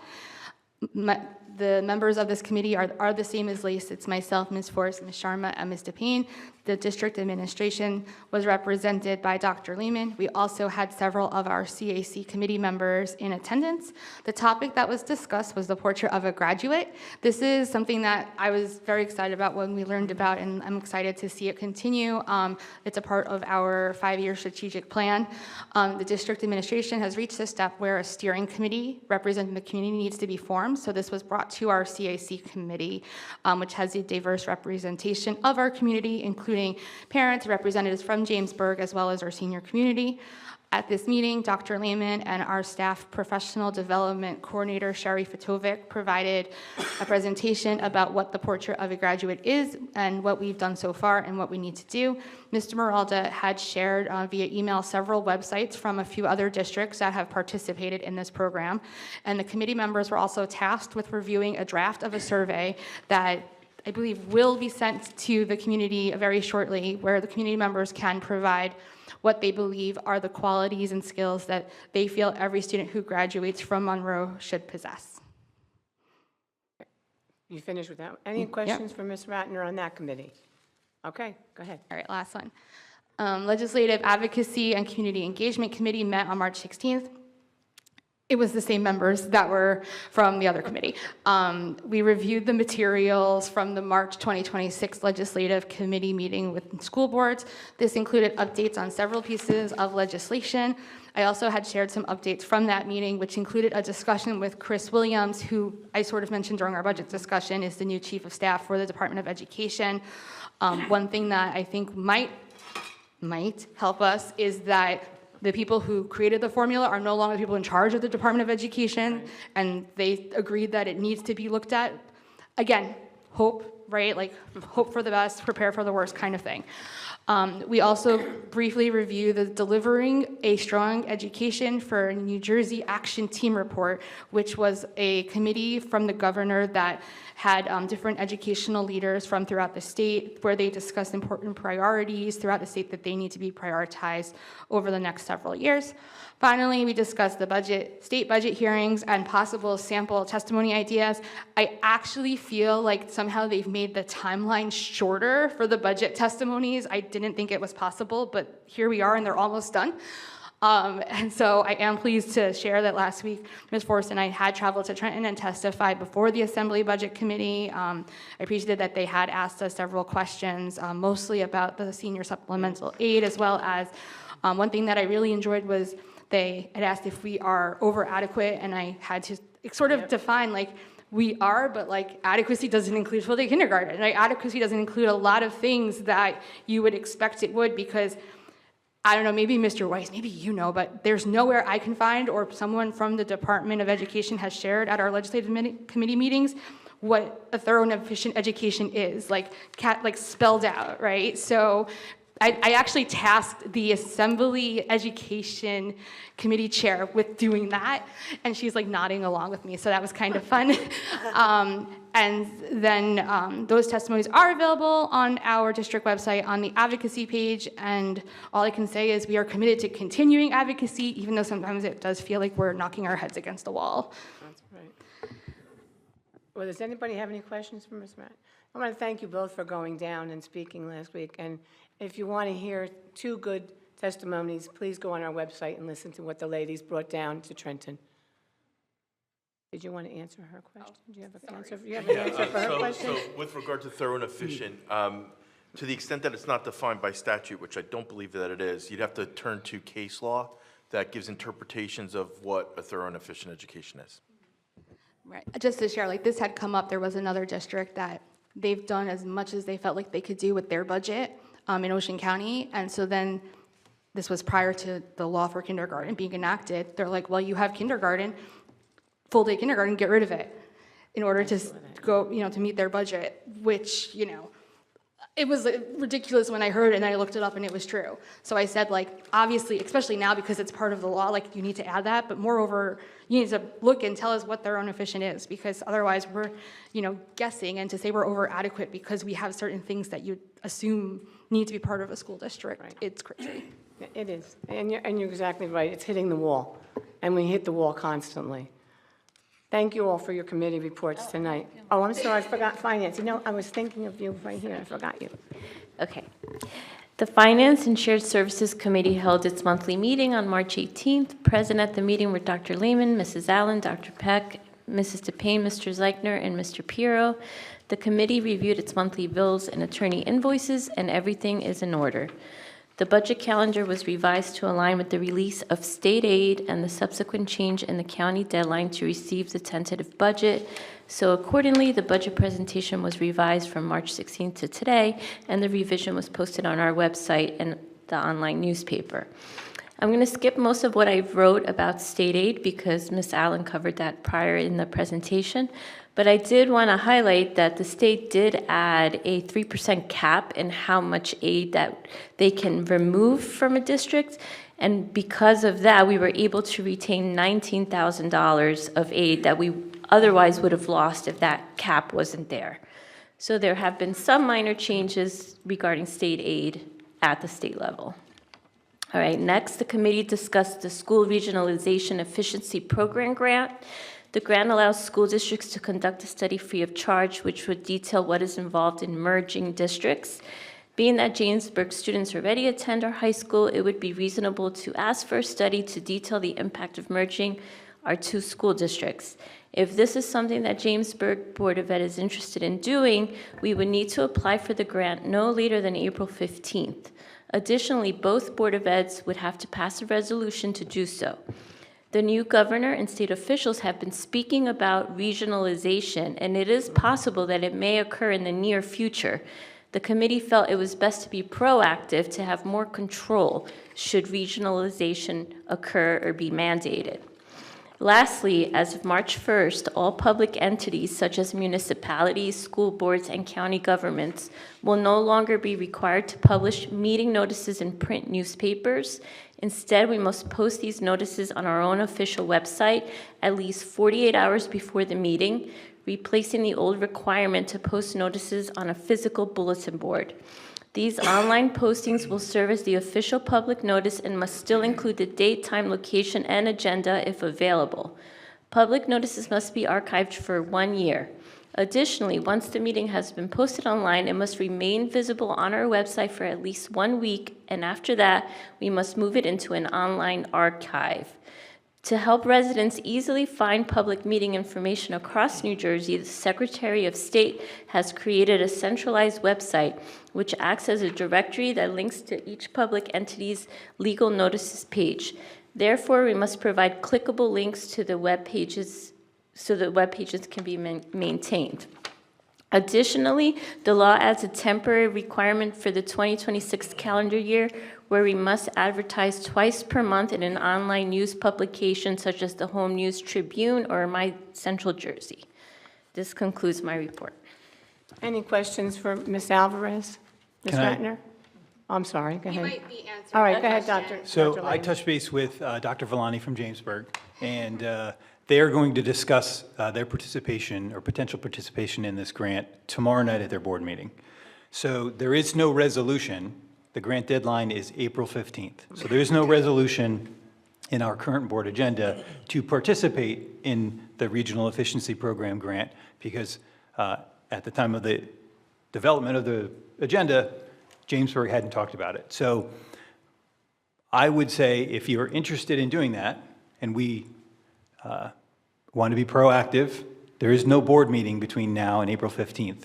So if you would like to have that opportunity still available, and if Jamesburg tomorrow night decides that they're interested in participating, if we pass a resolution tonight, they can pass a resolution tomorrow night, and then we can proceed with submitting the grant. And if they don't pass the resolution tomorrow night, you're no worse off than Correct. you So are we now. don't Right. need them to, so we would just make a motion for a Well- resolution, or you have it? Both boards have to make a resolution Yes. to participate in this grant. So if we make a resolution, no harm, no foul, because if they decide to jump on board and participate, then we're good to go. If we don't do it tonight and they're interested tomorrow, Right. we don't have that opportunity come April 15th or by April 15th. How do we do that? Make a motion. I mean, right, for a resolution, it's does something so- usually written out. Does somebody want to make a motion to join with Jamesburg and apply to the state for the shared services grant contingent upon Jamesburg's passage of a similar resolution tomorrow evening? I'd like to make a motion, Just say motion and second. We're good. fine. Second. Okay, thank you very much. Vote. Any discussion? I just think it's good to be proactive. It is, In this yes. situation. Yes, You it know, is. we don't want to face a mandate and then, someone else is making these decisions. That's my only comment. And the results of the grant will be given to both townships, school districts, and you don't have to accept it. It's just something that they're offering for districts with the consolidation. And they do all the legwork. They give you the report. And if Jamesburg decides, no, we don't want to do it, that's fine. We're fine. Monroe's fine, Jamesburg's fine. It's just something I think that Dr. Lehman asked me earlier to put the resolution on tonight so we don't lose out. So it's not set in stone. All It's right. just something that's out there. I think what they did say is you have to make a good faith effort at the solution. So you can't just say no, but I would imagine, given that we already have Jamesburg students that are here, if they agree to do the report, there's plenty of opportunities for us to find a way to make that good faith effort. It doesn't necessarily mean we have to do everything that they listed, but we do have to Exactly. look at it. Yes. And thank you to administration for allowing us to move forward on this, because this is a chance at trying to Right. save some money. Yes. And we'll take a vote now, please. Ms. Yes. Allen? Yes. Ms. Alvarez? Yes. Ms. Forrest? Yes. Mr. Marazine? Yes. Dr. Peck? Abstain. Mr. Piero? Yes. Ms. Ratner? Yes. Ms. Sharma? Yes. Mr. Tufano? Yes. Mr. Zeichner? Yes. Ms. DePayne? Yes. Motion passes. Unanimous. Thank you very much. Okay. We're up to the public forum. Curriculum. Oh, I'm sorry, yes. Could I just, I just realized, in the Building and Grounds on tonight, the Building and Grounds Committee asked to approve the DI Group Architecture to do a study for repurposing the boys and girls teams room in the high school. So what it is, for people who don't know, that by the gym, there's 2 rooms that the athletes use, and they're just benches with whiteboards that they could use before the game or after the game.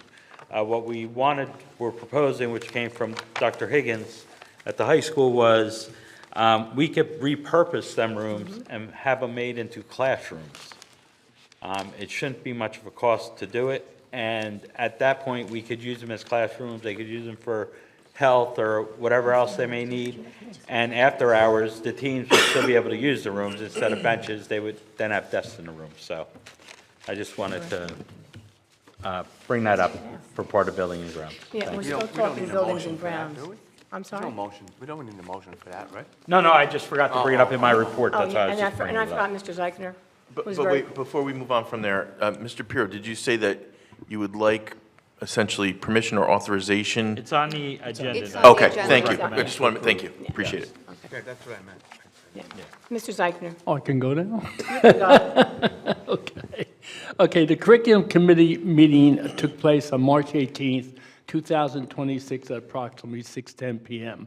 Present were Dr. Lehman, Charles Zeichner, Gail DePayne, Carmen Alvarez, Kate Ratner, Dr. Amanda Peck, Sue Gasco, Danielle Drest, Dr. Kelly Roselle, Dr. Sadansky, Zach Murata, Samantha McLeod, Jen Roden, Marietta Ruella, Salvatore Ingona, and Yale Snyder. On the agenda were 2 items: a multi-tier system of support and a day in the life of a kindergarten student. Lost my place. The topics were then handed over to Dr. Lehman, who provided a brief overview of the first topic to be introduced, and then it was turned over to Dr. Sinansky. A handout about the New Jersey statewide student support service was distributed. Dr. Sinansky explained that the program was created to supplement existing school programs that provide mental health resources and to serve students, caregivers, school administrators, and staff across New Jersey. He described a 2-tier system outlining the services offered and the corresponding grade levels. Tier 1 focused on community education for K-12, Tier 2 on prevention programs, and Tier 3 on brief counseling for students in grades 6 through 12. Throughout the presentation, he made reference to how the program would apply within the Monroe Township schools. Then Dr. Sinansky addressed questions from board members. Samantha McLeod discussed the topic, a day in the life of kindergarten students. First, she distributed a packet before her presentation. She explained that this laid the groundwork for full-day kindergarten. Each page detailed the progress or plans for implementing full-day kindergarten in September 2026. The packet included items like the budget, curriculum and professional development for kindergarten teachers in math, ELA, and science. They also talked about planning and preparations, space allocation for kindergarten classrooms, and curriculum adjustments to meet the student learning standards. A sample daily schedule for full-day kindergarten was shown. Other topics covered including drop-off, snacks, lunch, recess, and safety issues. Throughout the presentation, time was set aside for questions. The meeting ended at approximately 7:08 p.m. Additional information is available in the curriculum video meeting from March 18th, located on the Monroe website. monroe@k12.nj.us. Thank you. Thank you. Any questions for Mr. Zeichner? Okay, thank you all. Now we'll go to the public forum. Sorry about that, Mr. Zeichner. You were very quiet tonight. You got to yell out to me. Please give your name and where you're from. Gazala Bora, Monroe Township. I want to start by thanking Ms. Ratner and Ms. Frost for going to Trenton. I hope you're more successful than we were last year, because we still got $0 in equalization aid. Had we gotten even $5 million, this budget would have looked a little bit more digestible. But I want to start by thanking the team that worked on the budget. I know firsthand how difficult it is, and it's amazing that kindergarten, full-day kindergarten has been absorbed without losing any programs. So I do want to give a shout out to the team for that. I'm going to ask all my questions, and then maybe you can answer in essence of time, because I was hoping for 2 different public forums for budget and other agenda items. Capital outlay, you did explain that the reserve of $2 million is like a rainy day fund. There was nothing last year. If you could let us know what was the amount for capital reserve the year before last, so 24-25 school budget, to understand why we need $2 million this year. ESIP, my understanding was that our energy savings will pay for our cost of, financing it. There is definitely a shortfall of $300,000 this year. That's not how it'll work, because our understanding of this program was our operational cost will be $0. And for this year, we are looking at $300,000 in negative. So if you could dive in a little bit deeper, I understand the energy costs have gone up, but there were some caveats in the ESIP contract to handle that. So this number is definitely not acceptable to me as a prior board member, so I hope all board members will question this and go back to Honeywell to understand what's going on. The salaries in the operation and maintenance have gone up by 3.15%. Is it just a contractual increase, or is there any hiring in that section? You did mention in educational media services, the drop of 45% was, from what I understood, we didn't have to buy books this year. So it would help if we could know the numbers for 24-25 budget year. We spent $69,000, we budgeted $69,000 this year. Last year, we budgeted $128,000. This is for supplies and materials. I just want to make sure that it is equivalent to the year prior if this is a 15-year cycle. There is an increase of 3.56% in school administration salary of clerical staff and secretaries. I just want to understand if that is also just a contractual increase, or are we hiring any part-time or full-time employees?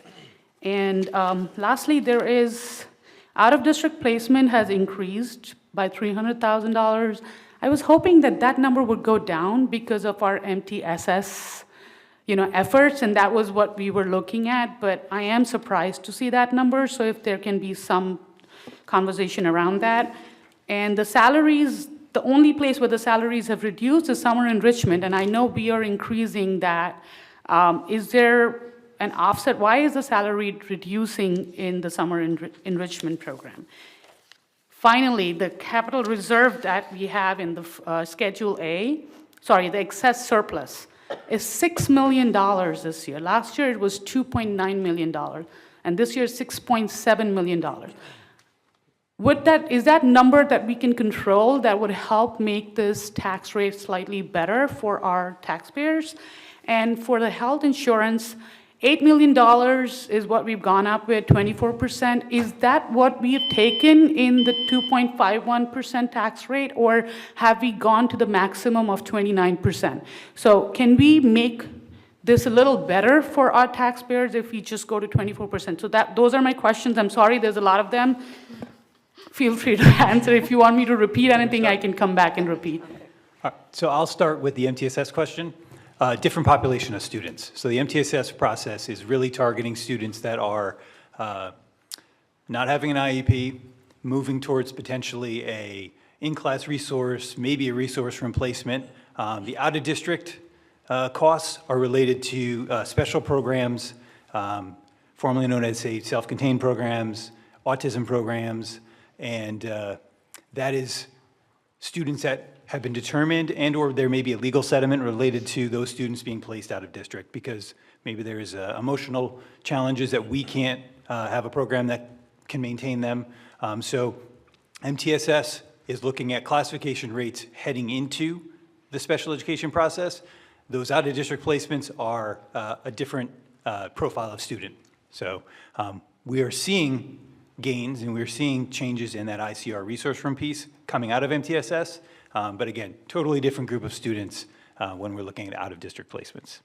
Okay, so why would we have that increase of 6.5%? Have we identified more? So, yeah, go ahead.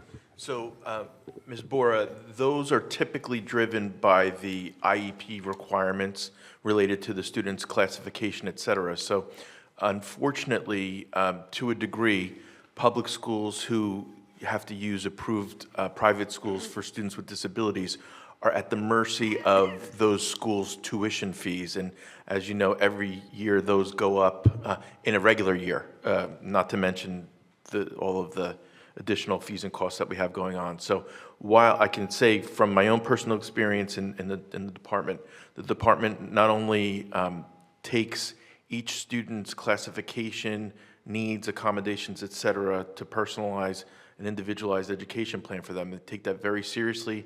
While the code does not permit special educators to consider out-of-district costs and things like that, it nevertheless is a real factor that impacts the district. So there's this balance that the special education department has to achieve, given all of the challenges that it faces, both economically and also programmatically. Thank you. Sure. I hope I get them all. You'll let me know. Capital reserve prior year. So we have not been able to add to this capital reserve other than there's an interest amount of $500 every year. So it was 23,500 capital reserve. So as I said, we have not been able to add to that for many, many years. So this is like the first time we can add to that and have that reserve in place for when we really need it. Because we have seen things in our buildings breaking down that are very costly. When we look at the excess surplus, it is a non-reoccurring revenue. Yes. It's not a consistent, we're looking at this year, we're not projecting to have that kind of a surplus. So when we will look to apply revenue, specifically in this case, this excess surplus, if we were to take the $3 million in excess surplus and apply it to health benefits or something else, that cost is going to be here next year. We are not going to have the $3 million next year. So as we enter the budget cycle next year, we will be $3 million in the hole from the non-recurring revenue that we would have applied this year, plus whatever increases go before. So when we look at this is a non-recurring revenue. We know we have capital, we have a low, basically empty capital reserve account, and we have capital outlay needs. So the capital outlay project for $1 million is things that we can do next year, we plan to do next year to address our aging facilities, and that $2 million becomes the fund that we can now draw on. If you think about when we had the power issues at the high school over the summer, and we're looking at an approximate $40,000 circuit breaker, 600 amp circuit breaker, and we have a $23,000 capital reserve account. That's where we can draw from. If a $100,000 rooftop unit, because the rooftop units on Oak Tree in the high school fail, we can grab from the capital reserve account. Obviously, there's board motions and things that we would do to draw that money out. But not having that puts it at a significant disadvantage, because now we're looking at what is currently happening, what is our current operating budget, and where are we finding the $100,000, where are we finding the $40,000. We're in a position to add to that capital reserve account. It is tremendously scary to have the $23,000 account. So if you're looking at why not apply it to the healthcare piece, it's a non-reoccurring revenue, and that healthcare expense is going to be there next year. We would be that filling was- the gap of that. That wasn't my question. Yep. So just that, why haven't we, done that capital outlay surplus before, reserve, sorry? Right. Why didn't we do it before? What Go stopped ahead. us? Go ahead and take it. I would say we didn't have the money in the budget to do that. This year, as Dr. Lehman just mentioned, we do have that we can put that in there in place, but we haven't. Because of the 2% levy. Yeah. We are able to, okay. Yes, so that's why. The salaries in, I think, The plant. ESIP is a big one. ESIP is a big one. Oh, the ESIP? So ESIP, we had a schedule, as you know, a cost, a savings, a cash analysis, a cash flow analysis, I guess it was. So for 26, 27, they have projected that the annual energy savings would be $561,000. The operational savings would be $116,000, and that's basically,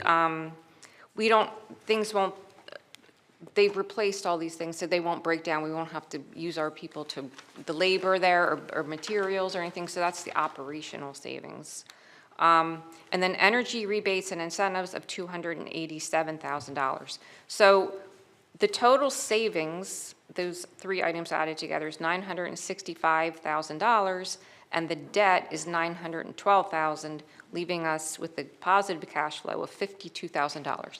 So that is how the ESIP is going to be working for next year. And as you recall, I'm sure that we have that guarantee for the first year, Yes. right? So after everything's in place, and I think it's the year after everything's in place, they will come in and do this audit and see that this is actual, these savings are actual, and if they're not, they will give us the difference in what they said it was and what it is. Thank Okay. you. Okay.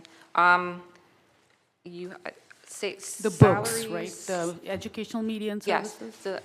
so yes, so we are, I can just tell you that we are, So I can tell you, Lease and per- you you you have can it? pull up the exact number, but Yeah. all we did was we took what was budgeted for and what we're purchasing in terms of library books this year. Instead of having it on that line item, we moved it into the lease purchase. So there's no reduction in what they're purchasing. We just moved the location to the lease purchase instead of purchasing it under that line. Okay, So the lease purchase increased by a similar amount? Yep. That this one reduced by? Yep, and it has to do with the library books are hardbound books that last at least the duration of the lease purchase, and that's a requirement for it, So so. no other supplies were impacted for students? Nope. no, so $63,000 of library books has been moved out of that supply line and into the lease purchase. That makes sense, thank Okay. you. Because the salaries for the plant, is that plant and Yeah, operations? generally, overall, wherever I see like a salary increase, is it just contractual or are we hiring Contractual. anybody? They are contractual, that's the Teamsters contract. And it may not be the exact percent because of, changes or overtime or something, so, but that is contractual.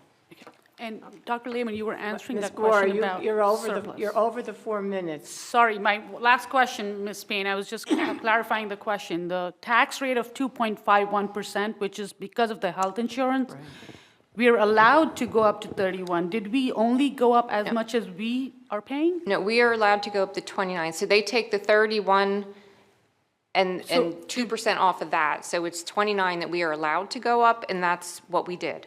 Why did we not go up 24%, which is our actual increase, not 29? No, because that line, you're looking at the, I'm looking at the personnel. appropriations, yes. So this line item contains many other things, other than health insurance for employee benefits. Okay. That's why it's not just health insurance. Thank you. Okay? Anyone else wishing to speak right now?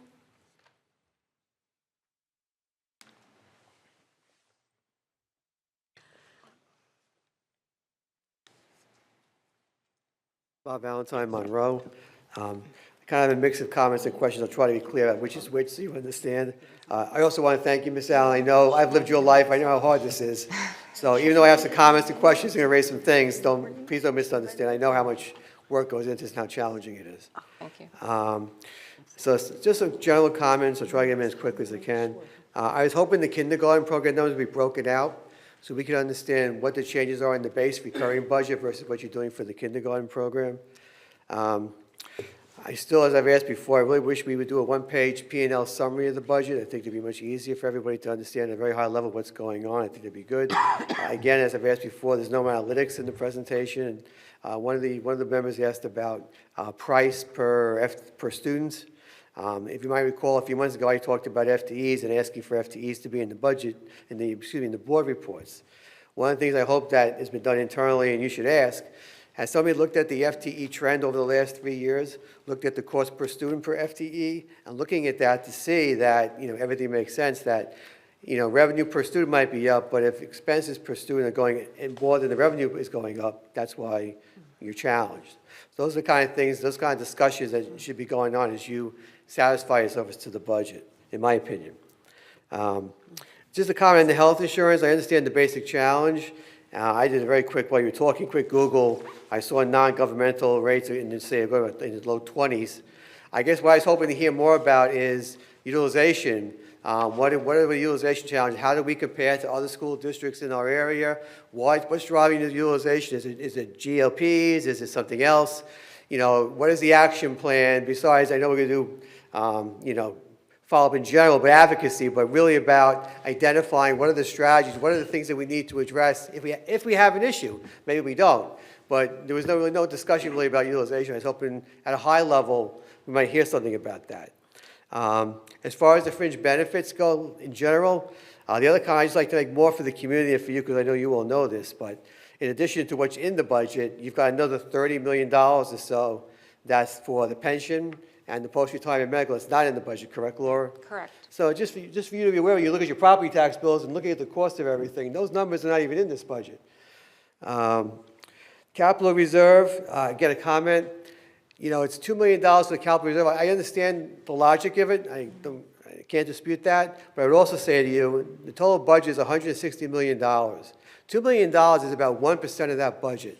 I find it hard to believe that you can't put your heads together and find enough savings that if the district ran on 99% of what it had last year, that it would cease to exist as we know it, and there'd be such dramatic, draconian disasters all over the place. I really think, I'd like to see you take another hard look at that, especially given what's going on with the health insurance and the rate increase in general. I would think there'd be some opportunity. I'm not sure you quite pushed on it, and maybe just the timing trying to get everything done, but I really would ask you to take a look at that. I guess I really just, I do have one more question on the capital reserve. Is this a change in strategy? In other words, we've talked about going out for a bond.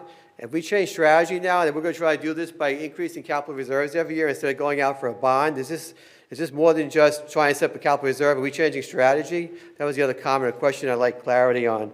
And lastly, one detailed question. How much has legal budget increased this year compared to last year's original budget, if it has? If it has, approximately how much? You want to go first? Yeah, so in terms of a strategy change, big picture, no, the goal is not to, say, squirrel away $15 million in a capital reserve account. This is an opportunity that we have in terms of not applying a non-recurring revenue and getting ourselves in a jam in a future year, but also building up a deficit that we actually had a conversation about in terms of a capital reserve in the past. So it's taking an opportunity to make sure we are able to address the facility needs. We know they're aging facility needs. And then every year, if we come through and we have the ability to contribute to that capital reserve, I think that is something that needs to be considered. And but the goal is not to necessarily try and squirrel away $20 million. We haven't had in many, many years the ability to even contribute a little bit to the capital reserve. If we begin to trend in that direction, we have a bigger conversation about that. But right now, it's building up, just having a simple base. And I think you could look at districts that are in a healthy financial position around us and think that we probably should have a capital reserve account of maybe $5 to $7 million to really handle our projects coming and going in terms of our aging facilities. So this is the beginning of building that base. This may be a question of timing, right, given what's going on with the other aspects, right? Correct. Yep. Okay, so the legal question? So legal fees were budgeted are budgeted right now at $260,000 and the same for next year. So that begs the question, then, are we going to have a resolution to our long-running superintendent problem by the start of the new budget year? Is that what Sir, you're you're telling us? actually, I you're can't answer past that. your 4 minutes before your questions. Well, that was the, okay. I asked the question, you can choose to answer, or Okay. I'll ask it again later. Yeah, you can ask later, that would be fine. Anyone else wishing to speak? Can I just clarify something real quick? Yeah, So please. legal expenses, it's not just our board attorney. It does include all of the ethics cases, all of the cases that we have to pay attorneys for, which are unknown. We have to, estimate what it will be based on what it's been, but that is in there too. So that's all I want to say. Thank you very much. You're welcome. Ms. Allen. Good evening, board member. Dhaval Mehta. I have a couple of questions related to budget. Thank you for the full-day kindergarten. And the question related to that is like, is there any cost involved in that? Because we believe that there will be some reconstruction or combinations of the class or something like that for that. You want me to take it? Yeah. So in terms of the full-day kindergarten costs, we're absorbing the staffing within our internal staff. Space-wise, because we're declining enrollment, we are not having to add on to the buildings at this time. The only staffing additions, and we talked about earlier, would be the non-certificated staff to monitor them at lunches and to engage with them in the classrooms. Supplies-wise and things like that, there's a slight increase. We do operate full-day or kindergarten as is, so this would up the supplies needed to function a few extra classrooms, as well as some one-time expenditures in terms of additional rugs or easels, maybe some desks and chairs. Okay, so no cost for any construction or anything like that? No construction costs built into this. We do have a project that we have in our back pocket that we certainly can engage with in the future if we see enrollment pivot and change. That's something we haven't had in the past. Okay. Then the second question is, as our enrollment is decreasing year by year, are there any impact on the classes reducing or transportation or anything like that? So everything is proportionally decreasing. So you saw the state aid reduction. That's a reflection of our DRTRS report, reflecting less students traveling to and from, in our transportation in the mornings. When we look at classes, for instance, the application of full-day K, as the smaller class sizes, if you have 5 or 6 sections of grade 1 and they move up, and you have an incoming 4 sections of grade 1, that goes to the grade 2 the next year. We are moving teachers around. We're reallocating them, in this case, to full-day K. So yes, you see a proportional adjustment to the enrollment as they move through. Currently, the bubble, the decrease in bubble is in the middle school, and that is working its way through the middle school. It has not yet hit the high school. Our high school class sizes are consistent to what they were for the past 10 years or so. Okay. And the last question, or not the question, not related to budget, related to the school calendar regarding Diwali holiday. We understand as like, so Diwali is... I don't think that's not one of our agenda items. This section is referring to agenda items only. You can bring it up at the end when we put up public, can speak on anything. But I think it's a public forum, right? It's not Right, related to but budget? this is not the right time. This is public forum, agenda items only. You can speak towards the end of the meeting. We can come up again about that. Okay, thank Okay? you. Thank you. Anyone else?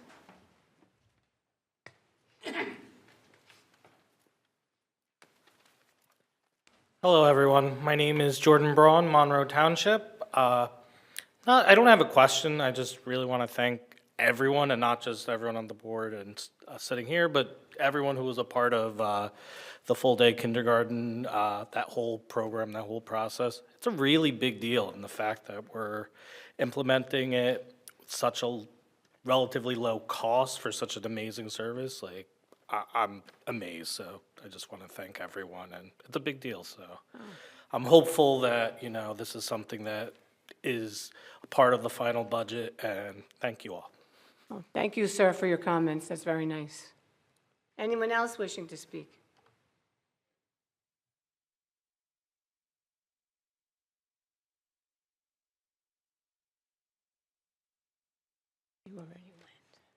Good evening, Chrissy Skirby, Monroe Township.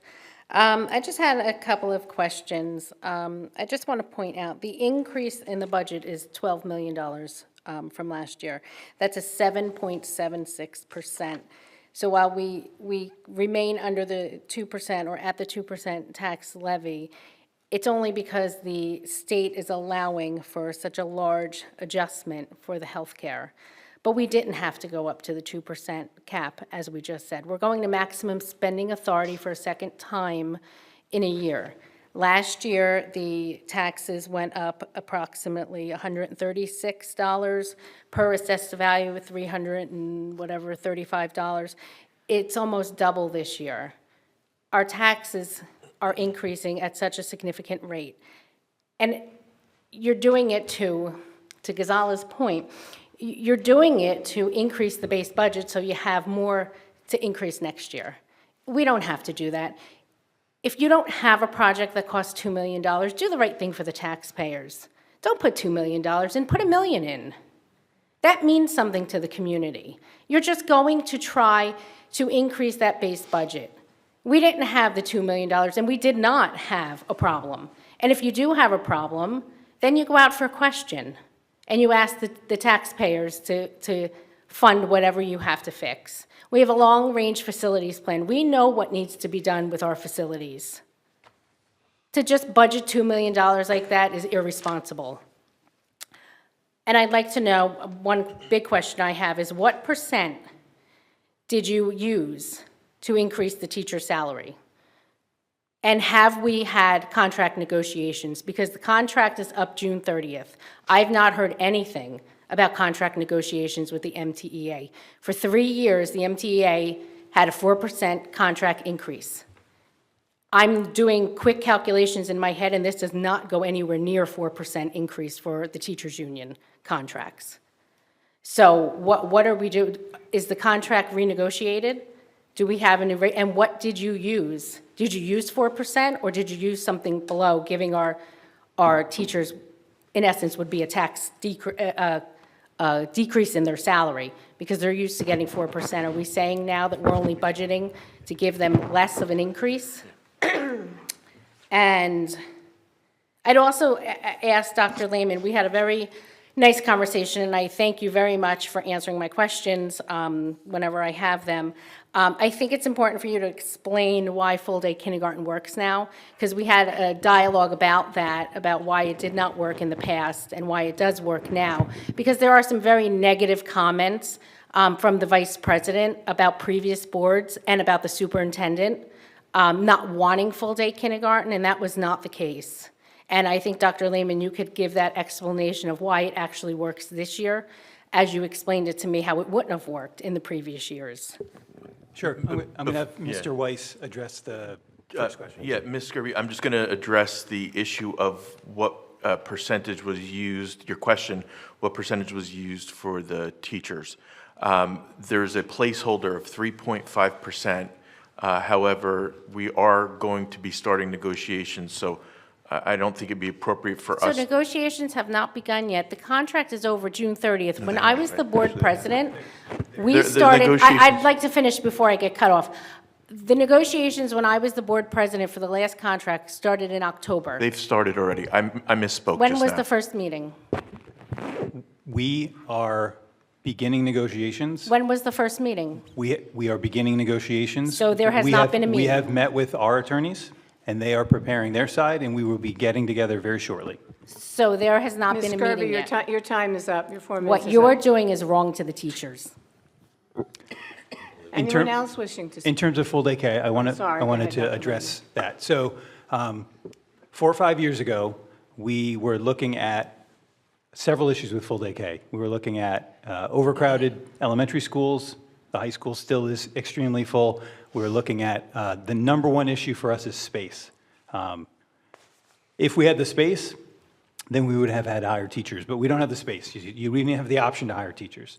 So once we began to see some of the trends in terms of smaller kindergarten classes coming through, they started to work their way through the elementary schools.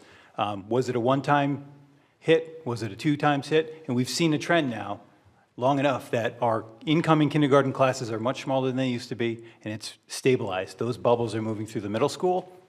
And what that put us in a position now, and honestly, if you ask me, 18 months ago, it was a different discussion. I think we were still having a conversation about space 18 months ago. We have continued to see that trend of lower incoming kindergarten classes, and that allowed us to not only have space to fit it in, but to be able to reallocate staff as those bubbles move through. So we have other elementary teachers that are interested in teaching kindergarten or want to teach kindergarten that now are able to do that. So the history from years ago to now is it wasn't an option because we didn't have the space. We didn't have the ability to spend our $20 million to add on to the buildings. And similarly, we didn't have the ability to hire teachers because we had no place to put them. Both of those issues have resolved themselves over time, and we sit here today being able to fit in full day K in our existing space. And we will monitor enrollment. We have the ability to flex a little bit in a couple of the schools, but if we see an increase in enrollment, we go back to seeing the numbers we saw years and years ago. We will have to revisit how it fits in the building and what our class sizes are, but for the next several years, I think we are in a good trend. Thank you, Dr. Lehman. Yep. Now, next is your Assistant Superintendent report, please. Ask if anybody else. Excuse me? Oh, did anyone else want to come and speak this evening? Thank you, Pete. Dr. Lehman? Sure. I'm just logging in. So a few highlights, and then I'll get into the report. Just wanted to touch base and thank and congratulate the cast of SpongeBob from the middle school. They had an outstanding performance. All the students and the staff that put on that performance worked extremely hard. They had 3 performances earlier this month, and it was a tremendous success. Our honors percussion, MTHS Honors Percussion Ensemble achieved an outstanding milestone on March 7th and 8th. They won the WGI East Power Regional Championship in the Scholastic A Concert Percussion Division, making it their 4th consecutive year as champions. So congratulations to them. That was down at Toms River North. And then this just recently happened. Our Monroe Township High School Honors Wind Ensemble had a very successful and busy month. They were recently invited to perform at the Carnegie Hall, and the concert last Wednesday evening was a huge success. It's an experience our students and staff will remember forever. That's one of the most renowned concert venues in the world. And last Thursday, they also were successful at the CJMEA Concert Band Festival. They earned a gold rating, which is one of the highest scores awarded across all 4 nights of the festival for all the high school bands from Central New Jersey. So tremendous opportunities for our students, and we congratulate them on their performances. Dr. Lehman, can I just say, I'm sorry, Sure. that the concert at Carnegie Hall was sponsored by the Monroe Ed Foundation. They contributed. They contributed yep, to the student funded, but they contributed, contributed to lower the that. costs. Yes, I'm it was sorry, Mr. Tafano. several $100s per student, and they helped. Right. Is that performance able to be viewed somewhere? We have it on our website. I can ask. I don't know the answer to that, so I can ask. The Carnegie Hall one you're asking? Hall. I can ask. I know they took some pictures. I actually shared them in the confidential, but I will look and see if there's a recording. Right. All right, Dr. Lehman. Sure. So under the 10-member personnel, it's recommended that the board approve the attached personnel items A through M. Motion? Second. Is there any discussion? Ms. Allen? Yes. Ms. Alvarez? Yes. Ms. Forrest? Yes. Mr. Marazine? Yes. Dr. Peck? Yes. Mr. Pirro? Yes. Ms. Ratner? Yes. Ms. Sharma? Yes. Mr. Tufano? Yes. Mr. Leichner? Yes. Ms. Payne? Yes. Motion passes. Under the 9-member personnel vote, it's recommended that the board approve the attached personnel items N through AK. N through AK. Motion? Second. Is there any discussion? Ms. Ratner? There are a couple of staff members under the 9-member retiring that I just wanted to recognize, Ms. Likway, Ms. Garaventi, and Ms. Visaki. My daughter is the only one who would have had Ms. Visaki However, I have been to several programs that she's run that, she really has gone above and beyond. I know the History Happens Here was a lot of work on her part, as well as a lot of the optimistic Smiles for OMS things that we do in the school. And so I did just want to thank her for all of her years, as well as the other retirees for all of their service to our district. Thank you. Go ahead, Dr. Lehman? Anybody else have any questions? Okay. Got to take a vote. Okay. Ms. Vote, Alvarez? please. Oh, sorry. Ms. Alvarez? Yes. Ms. Forrest? Yes. Mr. Marazine? Yes. Mr. Pirro? Yes. Ms. Ratner? Yes. Ms. Sharma? Yes. Mr. Tufano? Yes. Mr. Zeichner? Yes. Ms. DePayne? Yes. Motion passes. Under board action, 10-member vote, it's recommended that the board approve the attached board action items A through J. A through J. Motion? So motion. Second. Is there any discussion? Roll call? Okay. Ms. Alvarez? Yes. Ms. Forrest? Yes. Mr. Marazine? Yes. Dr. Peck? Yes. Mr. Pirro? Yes. Ms. Ratner? Yes. Ms. Sharma? Yes. Mr. Tufano? Yes. Mr. Zeichner? Yes. Ms. DePayne? Yes. Motion passes. So for board action, 9-member vote, it's recommended that the board approve the attached board action items K through S. K through S. Motion? So, Any discussion? Ms. Allen? Ms. Alvarez? Yes to all, abstain on letter N.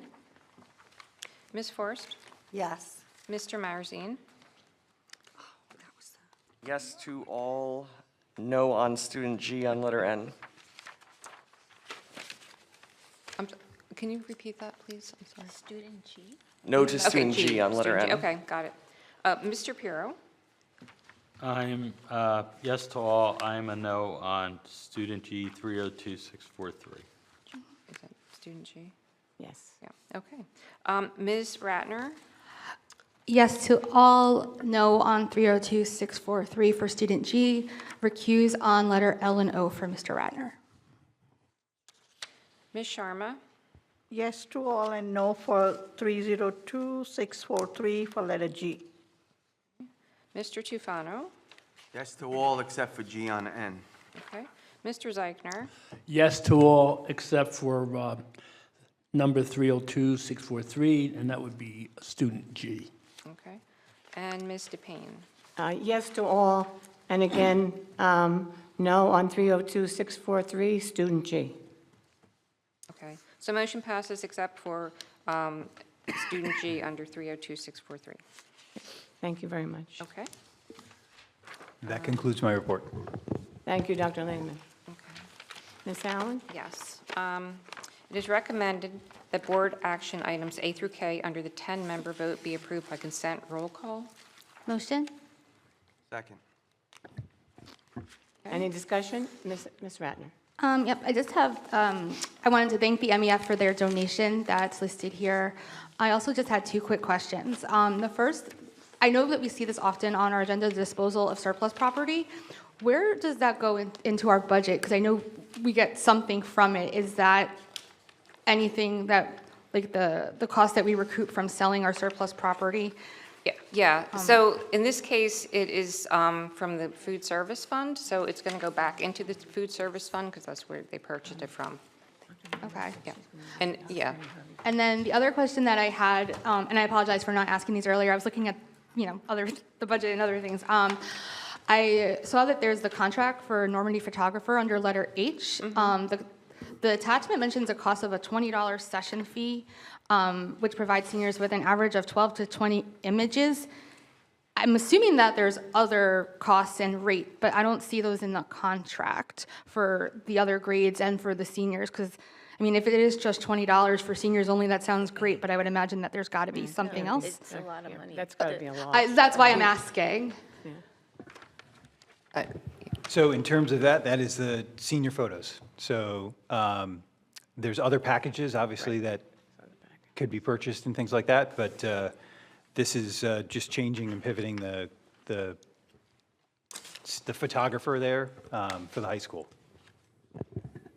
But I guess just looking at, because it also mentions the 9th, 10th, and 11th graders, but there's no cost on here. Right. Is that, So there's different photo process for the seniors than there is for the 9th through 11th graders. You have your standard school photos, yearbook photos, but then the senior photos are separate. Okay, I guess just I was wondering how we find out what, like, how much of the cost is increasing by changing, or is it decreasing? Is there a way for us to know that? There is no cost for a student to get their photo taken as long as everybody gets their photo taken for the yearbook. You just purchase packages if you choose to. That's why there's no cost to get a photo taken. Okay. When you take your senior photos, that's different. Okay, great, thank you. Mr. Pura? This is for Mr. Weiss. Do we need the doctrine of necessity to vote on the bill list? Yes, Mr. Pirro, we do need the doctrine of necessity for the bill list. Because I think that's part of what. Is that next? It's in this, it's in this. It's the next one? Okay, I just want to make sure. Okay, Would thank you like me to read a motion? Yes, please. Certainly. Did you say not really? Yes, she did say that. Whereas Dr. Shari Chanley serves in the capacity of superintendent for the 25-26 school year, and whereas the board must consider certain financial related matters concerning Dr. Chanley's employment, and whereas upon review of the various conflicts of interest of the current board members, it has been determined that 6 of the members have conflicts of interest pursuant to the New Jersey School Ethics Act, and whereas pursuant to Policy 0163, when a quorum of the board has conflicted interests, the doctrine of necessity may be invoked in order to allow conflicted board members to participate and vote only when the Board of Education has fewer non-conflicted board members than are required pursuant to statute to take action. And whereas when invoking the doctrine of necessity, the board shall state publicly that it is invoking the doctrine of necessity with the reasons for doing so and the specific nature of the conflicts of interest. And whereas the board policy further provides that it shall read the resolution invoking the doctrine of necessity at a regularly scheduled public meeting, post the notice of the resolution for 30 days, and provide the School Ethics Commission with a copy of the resolution. And whereas the School Ethics Act, NJSA 18A:12-21, was enacted by the New Jersey State Legislature to ensure and preserve public confidence in school board members and school administrators and to provide specific ethical standards to guide their conduct.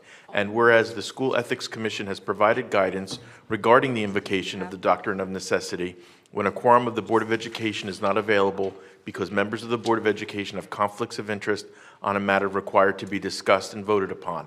And whereas the board intends to conduct votes concerning Dr. Chanley. Whereas members of the board have conflicts of interest that would prevent their participation in and vote on matters related to Dr. Chanley are as follows. Carmen Alvarez, Gail DePayne, Peter Pirro, Usha Sharma, and Charles Eichner are involved in litigation with Dr. Chanley. Kate Ratner's husband, David Ratner, is a teacher employed by the board.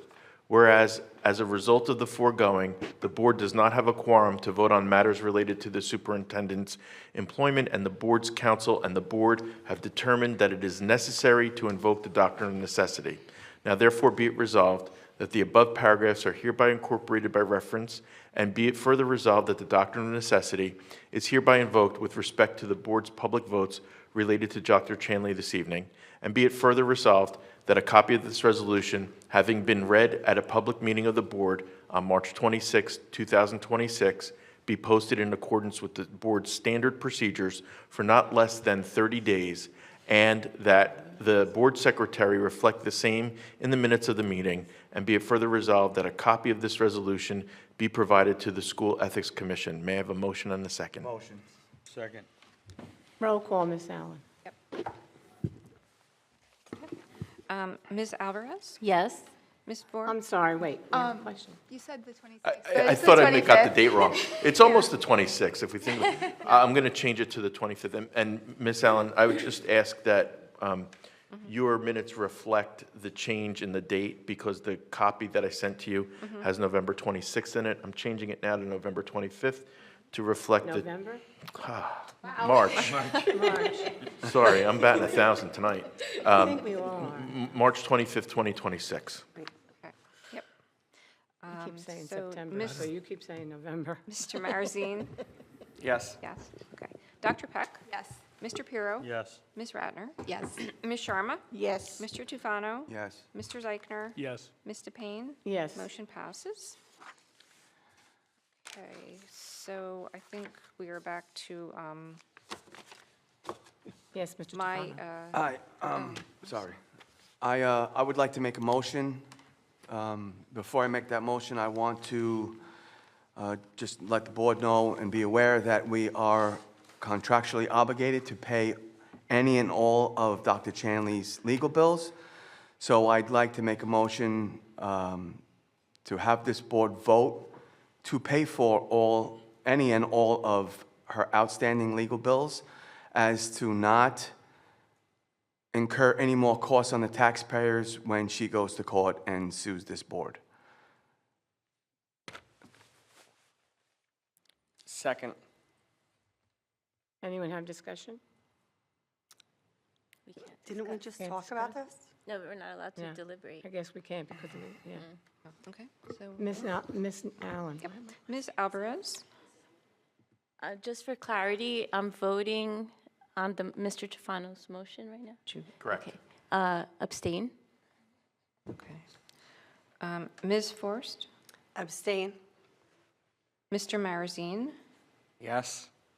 Dr. Peck? Mr. Pirro? Abstain. Ms. Ratner? Recused due to conflict. Ms. Sharma? Abstain. Mr. Tufano? Yes. Mr. Zeichner? Abstain. Ms. DePayne? Abstain. Motion does not pass.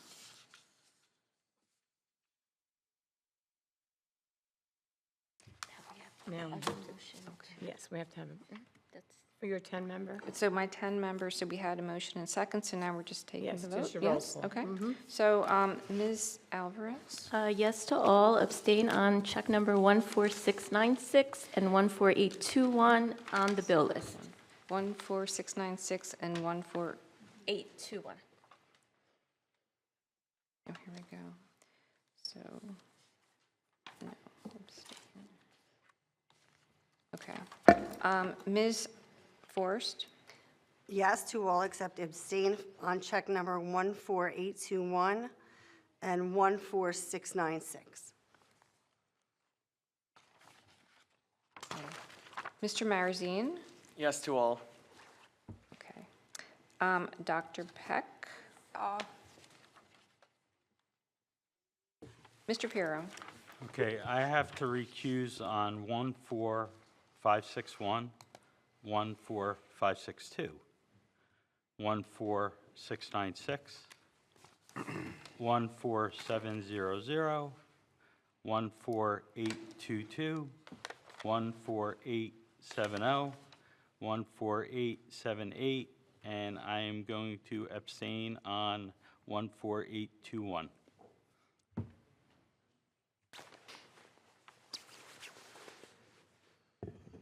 Okay. Ms. Ratner? Yes to all. I need to recuse on letter J for myself.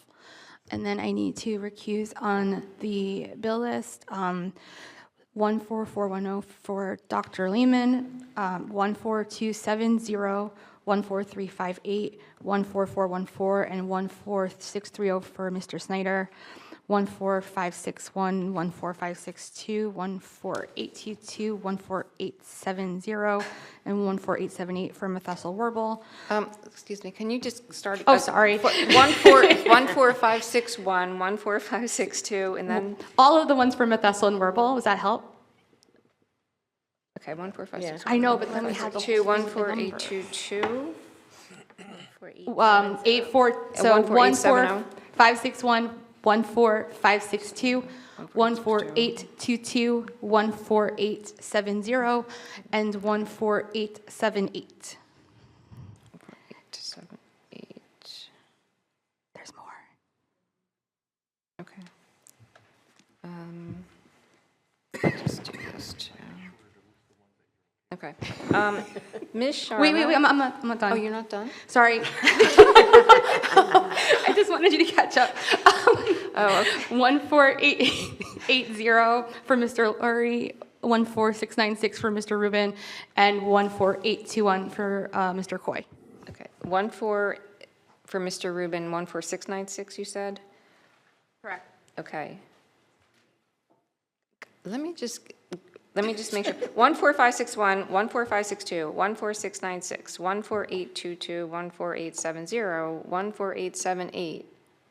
And then the other ones, these were the legal ones, and the other ones were 14821? 14821, okay, got that. All right. Ms. Sharma? Sure, my turn now? Okay, no for 14821 and abstain 14696. Rest is yes. 6, okay. Mr. Tufano? Yes. Mr. Zeichner? Yes, except for 14821. That's a no. 4821 is a no. Yes. Okay, that's it? Okay, that was easy. Okay, Ms. That was an easy one, Mr. Payne? Yes to all, but no on 14821. Okay, so let's see, we have, so the checks that do not pass, let me see, we have 1, 2, so 14561 passes, 14562 passes, 14696, we have 1, 2, 3, 4, 5, does not pass, 14696, that, yeah, David Rubin. 1, 2, 3, 4, 5. 14821 does not pass. 14822 does pass. 14870 does pass. 14878 does pass. 870. And that's it. So the only ones that did not pass are 14696 and 14821. Okay. Laura, can you read to the public what those checks are for? What they are, yes. 14696 is for David Rubin, the attorney, and 14821 is for William Coy, the attorney.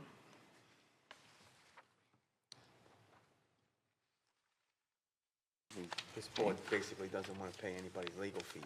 That's basically what's going on. Terrific.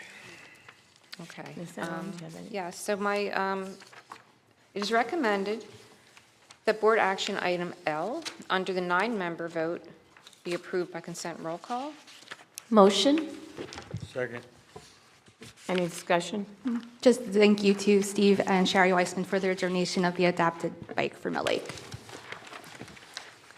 So Ms. Alvarez? Yes. Ms. Forrest? Yes. Mr. Marazine? Yes. Mr. Pirro? Yes. Ms. Ratner? Yes.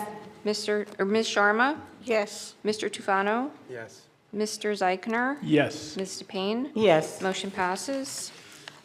So now I would like to read the budget resolution.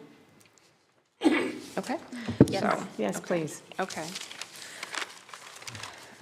So, be it resolved by the Monroe Township Board of Education that the 26-27 tentative general fund budget be adopted in the amount of $160,411,874, and a tentative general fund local tax levy in the amount of $135,602,106, and a tentative special revenue fund budget in the amount of $1,229,501, and a tentative debt service budget in the amount of $11,255,437, and a tentative debt service local tax levy in the amount of $10,975,494, whereby the tentative 2026-27 budget totals $172,896,812, and be it further resolved by the Monroe Township Board of Education, including the budget, is the appropriation of surplus in the amount of $6,703,125.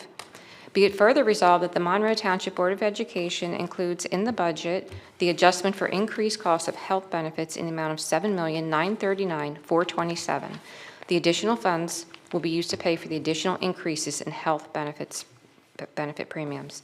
Be it further resolved that included in the general fund appropriations is $2,090,000 for deposit into the Board of Education's approved capital reserve account for future funding of capital projects.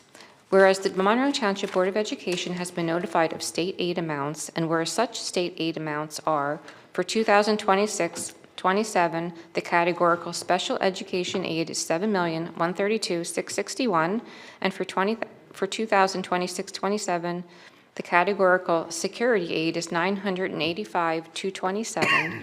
And for 2026-27, the categorical transportation aid is $3,821,065. And for 26-27, the debt service aid is $279,943. And whereas the Monroe Township Board of Education has estimated a state aid amount pursuant to application, and for 26-27, the estimated extraordinary aid amount is $397,484. And whereas policy number 6471 in NJAC 6A:23-7.3 provides that the Board of Education shall establish in the annual school budget a maximum expenditure that may be allotted for travel and expense reimbursement for 2026 school year. Now therefore be it resolved, the Monroe Township Board of Education hereby establishes the school district travel maximum for the 2026-27 school year at the tentative sum of $165,500, and be it further resolved that the school business administrator shall track and record these costs to ensure that the maximum amount is not exceeded, and be it further resolved that members of the Monroe Township Board of Education authorize and approve a transfer of $25,000 of anticipated retained earnings from the proprietary Falcon Care program as a revenue source in the 2026-27 general fund budget. Now therefore let it be resolved, the acting superintendent of schools and the business administrator board secretary file the required documents with the executive county superintendent. Do I have a motion to accept the resolution? Motion? Is there a second? Second. Is there any discussion? Ms. Allen? Yes. Ms. Alvarez? Yes. Ms. Forrest? Yes. Mr. Marazine? No. Dr. Peck? Yes. Mr. Pirro? Yes. Ms. Ratner? Yes. Ms. Sharma? Yes. Mr. Tufano? No. Mr. Zeichner? Yes. Ms. DePayne? Yes. Motion passes. Thank you. Thank you. I just wanted to say on behalf of the Board of Education, and I know we must all agree, I'd like to thank Dr. Lehman for keeping us updated during both snowstorms, which we didn't want. I didn't want them. Every day he let us know what was going on, and he was very efficient with that.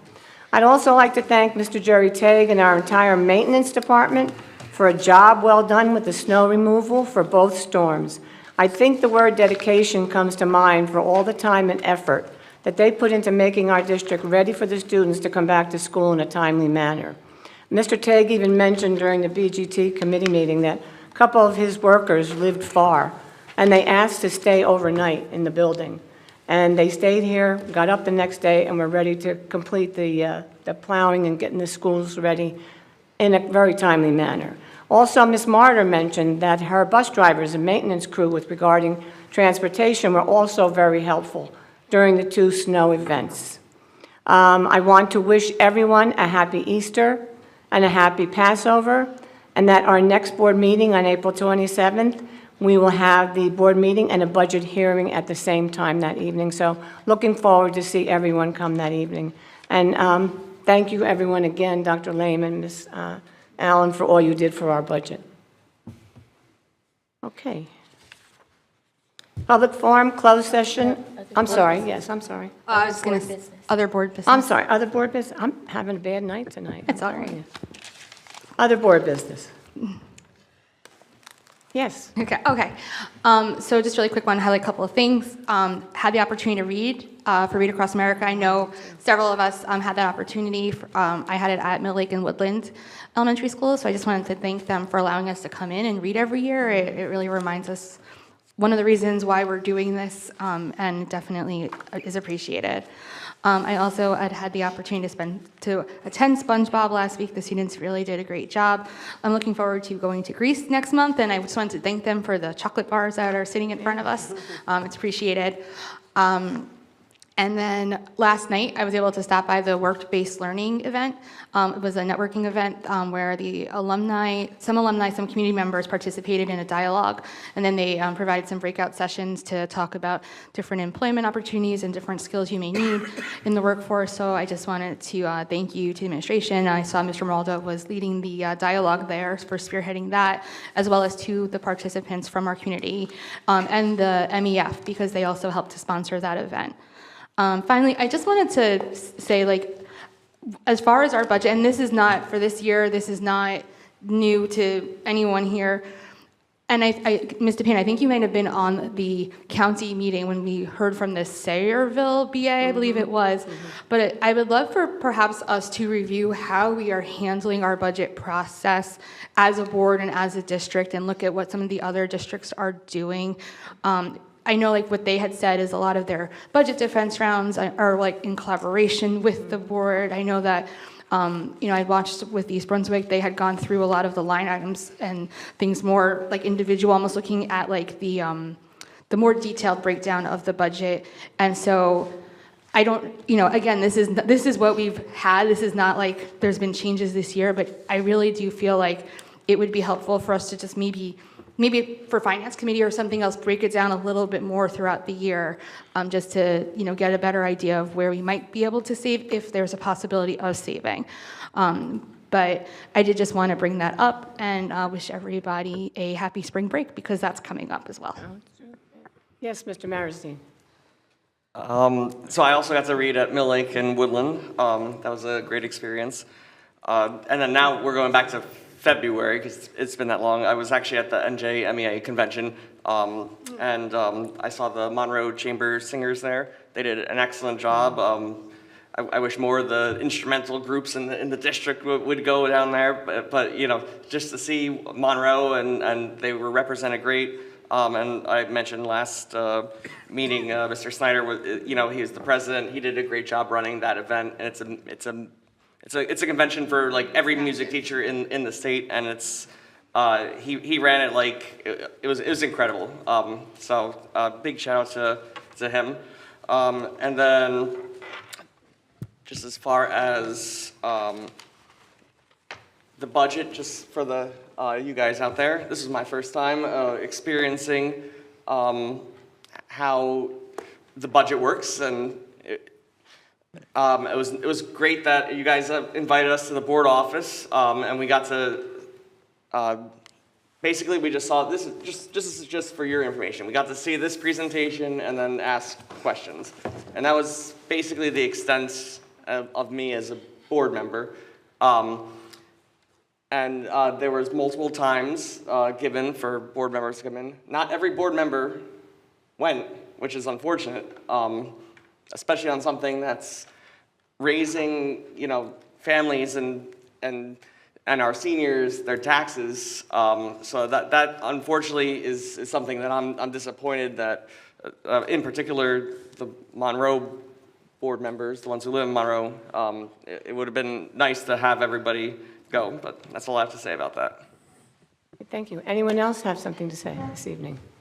Yes, Mr. Pirro. Yeah, I have an issue with what's going on. So there's a conversation between a board member and a private citizen that somehow ends up at the Board of Education. There was no threats made to us. There was no threats here. Yet we have to spend extra money on security and police to be at a meeting, for which I still can understand why. And then on top of that, we have a board member who uses a board email and gets involved in this situation to bring this board into litigation. I find it horrible, disgusting. It's unbelievable that we are going to now end up wasting money on things that have nothing to do with the Board of Education. Zero. It's ridiculous. Thank you for your comments, Mr. Pirro. Anyone else have anything they'd like to say? Mr. Zeichner. Yes, I just want to mention that as a former school administrator and also as a teacher, which I loved, I had a great opportunity to go over to, it was the two schools in Millbrook Mill Lake. Mill Lake. Yeah, Mill Lake, I'm sorry. I need to be corrected on that. And what's the other one on that side? Woodland? Woodland, thank you. I had the opportunity to read to little ones, and I must tell you, I had a ball. It was such a wonderful, wonderful experience. And It is. I really enjoyed it immensely. And I'm just going to say something else. I did read also. I was invited to go to Mill Lake and Woodland. I was able to make Woodlands, I think it was Mrs. Troiano's class, if I said her name right. I picked fourth grade because I have a grandson that's in fourth grade, and I was able to read, and my daughter teaches fourth grade in New Brunswick. So I was able to read at her class in fourth grade and fourth grade here in Monroe. And it is a wonderful day to be with the students, and the questions they ask you were a little bit off-key, not in Monroe, but they were in New Brunswick, that I really can't mention, but it was a wonderful experience. And I do want, and Mr. Snyder did tell me that, I don't know if it's Chorus, who can correct me, Kate, is performing May 3rd at Rossmore. He told me this a couple months ago, and it's on my calendar. So anybody that lives in Rossmore, anybody around Rossmore, please come. It's the church, whatever they call that hall, the acoustics are beautiful. And the children that come and make the presentation, it's extraordinary to hear them sing and play the instruments, and it's just a wonderful time. So he always reminds me, and I wanted to remind everybody, May 3rd at Rossmore, it's on my calendar. So anyone else have anything they'd like to say this evening? Any board members? I don't want to miss anybody. Okay. Now we have our, we did our close. Public forum. Yes, I'm sorry. On closed session items only. No. Any. Any items. I'm sorry, I'm reading the wrong thing. What's this up here? Don't do Having a birthday. Just a quick reminder about the kindergarten request that I made. Dr. Lehman, you made a great point that we have the space today. We may not have the space next year because a lot of parents that send their kids to private kindergarten will now decide to come to Monroe. So I think we need to look at, we need to call our principals here and have them explain how they are making full-day kindergarten, what compromises or adjustments are being made so that we can look at a referendum for facilities in the near future. I do want to address the biggest issue that this board is not talking about and is very critical to the taxpayers, given that we are looking at the budget that we're looking at. I know that's not in your control, but what is in your control is that our superintendent has been at home. A qualified superintendent has been sitting at home for 10 months now, getting her salary, while the district of 6,500 students is being run by Dr. Lehman, the assistant superintendent, and it's not right. And thank God for Dr. Lehman. We are, not missing a beat, but eventually something's got to give. And also, I haven't heard of any public discussions or votes about compensating Dr. Lehman. He's been doing this job for 10 months now, and that is also beyond ridiculous. So as a taxpayer, I know I don't want my taxes to increase, but at the same time, I know the person who is doing the job of 2 people for the last 10 months needs to be compensated for it. And there needs to be some conversation around it. The investigation has been going on for 7 months now. 7 months? We've got to draw an end to this. We keep voting no on legal bills. That is going to be another lawsuit, which is again going to be footed by the taxpayers. I am sorry, but there's no sugarcoating this request from the community in Monroe. This needs to be wrapped up now. You did what you had to do for whatever you believed in, but now you're in a position to expedite the outcome. Please do. I'm sure, I can tell you that people here have the authority to push this forward sooner than now. 7 months is not what we were told. All right, thank you so much. Anyone else wishing to speak?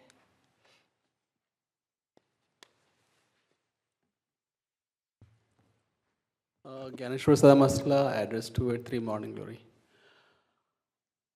So few things, right? I heard that the budget, there's an increase of, like there's a deficit of $12 million and 7% tax increase.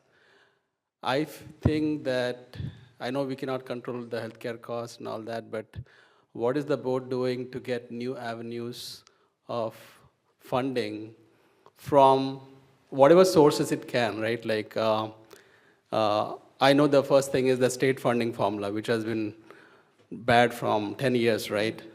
Now I see the board here. I want to say eye to eye to everybody that we are having a case for Dr. Chanley, superintendent, for a legal case, okay, which we have opened the investigation from August, okay, and still doing it. We are in an AI age where if you have all the information, it can just give you all the investigation done in a matter of minutes, okay? We can do that. But instead of that, we are not even trying to get, if you want to open a legal case, go and open a legal case with the state, right?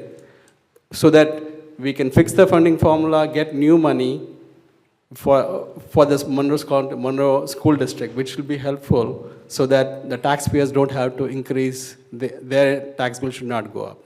So I want to know what is the board doing for new avenues of income. The second thing is like, I know like, I don't know, I mean, your board knows more about how to reduce the budget, right? I mean, what are the places we can decrease our costs? That's something also we should look at. Maybe we don't need more administrators. I know that we have so many principals for every grade. I mean, if we are in a $12 million deficit and my taxes are going up 5%, then we should see what administrators we don't need, right? And then we can run those efficiently. We should do that. So I wouldn't want those questions answered from the board, okay? And as the second thing I want to say is that this superintendent investigation, which is going on from August, right? Why is it taking so much time? Okay, I would never ever vote for anyone on the board who will run again, because this is a bad thing which is happening. This is very bad that we are just sitting on the investigation, and whenever I need an answer, you'll say that, you know what, we cannot answer on this forum. This is so bad. I mean, come on. You are just doing the investigation from August and just sitting there, and we are paying legal fees, and now I saw that we have voted no for Dr. Chanley's legal costs. I mean, what are we doing on this board? I think it should be for the people of the school district and not against. And the third thing which I wanted to bring up was on the Diwali holiday. Last time we mentioned that the holiday for this year is on Sunday, but I would ask the board to, because what happens on Diwali, everybody is like celebrating the holiday. It's more kids and families who are visiting, and then they are late night doing fireworks and all that. So next day, if there are any school programs or exams, the kids are not in a position to do that, and it's not fair for them. So I would request the board to at least have a compensatory holiday on Monday. Okay, so now I want my questions answered, like from the budget. So two questions, right? The budget perspective, what are the avenues the board is going to do to get more funding, and what is the board going to do to reduce the cost? Okay, sir, your 4 minutes are up, so Yeah. if anybody would like to answer the gentleman about the budget? Who's going to answer? Regarding the costs, we spend an awful lot of time, we go through, combing through every single account, looking at past years, looking at current year. My question was specifically, how do you get more funding from outside and reduce cost in the, so two things, right? How do we get more money, and how do we reduce what cost we have? Okay. Because that will help reduce the $12 million deficit, right? No, so we're not required to respond, that's fine. Oh, okay. Thank you for your question, sir. No, I didn't answer. Well, your time is up, and we really don't have to respond to questions. No, no, I just need some answers from the board. If you cannot answer me now, like, I need something, like you're sitting there are so many people on the board. right? I need anybody to answer that. Sir, it's not a question and answer session. It's public comment. You've made your comment and you've run out of time. Thank you. You'll not get any answer on this? No.